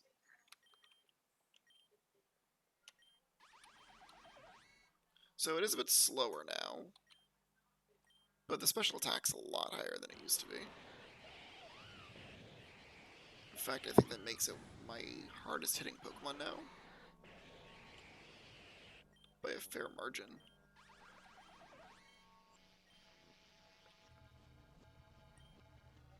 Nice. I'm in for this. Sweet. Thanks, everyone. Let's get out of this dark hole.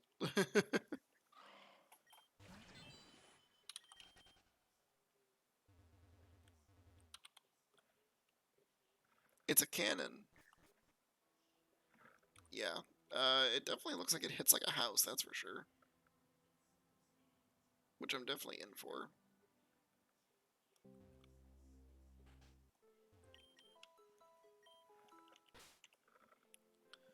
Let's see here. Yeah, I'm in for this. This looks good. Alright, so if I remember right, I think we need to head back to Radimus's gym so we can carry on with that. Puzzle, I guess.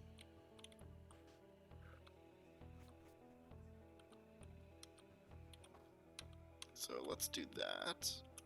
And basically my thought is we could probably just like level up Sharpedo kind of as we do. No need to like go out of our way to grind it or anything like that.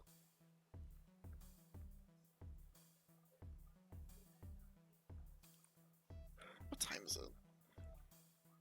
Ooh, it is getting late. Alright, fellas. Well, I think it's about high time that I probably pack it in for the evening. It's getting a bit late, and I do have work in the morning, so there's that. For those of you who haven't already, I would greatly appreciate it if you joined the Discord channel. Seriously, I really would appreciate you guys joining in and hang out. We'll discuss Pokemon, D&D stuff as well, which is always fun. As well as, I'll keep everyone posted as to when I'm going to be streaming. Next stream is going to be Thursday at 9 o'clock Eastern. We're going to do our D&D podcast, Talking as a Free Action, with Tayugetsu here, who I think is still in chat. So that'll be fun. And then, yeah, if you're on here, again, thank you so much for following. Thank you so much for the subscribers. And if you want, you can always check out the older videos on YouTube, /FlatFever. So with that, I hope you all have a great night. And I'm going to go ahead and raid you guys. Let's see if we can pick a channel to raid. How do y'all feel about Dragon Ball FighterZ? I like Dragon Ball FighterZ. What's that? Dragon Ball FighterZ is a great game. So let's go ahead and jump over to Lotus Asakura's channel. He's a pretty cool FighterZ player, plays a lot of Trunks, so I imagine we'll probably see some Trunks gameplay. Oh, it's a Dragon Ball Z fighting game, right?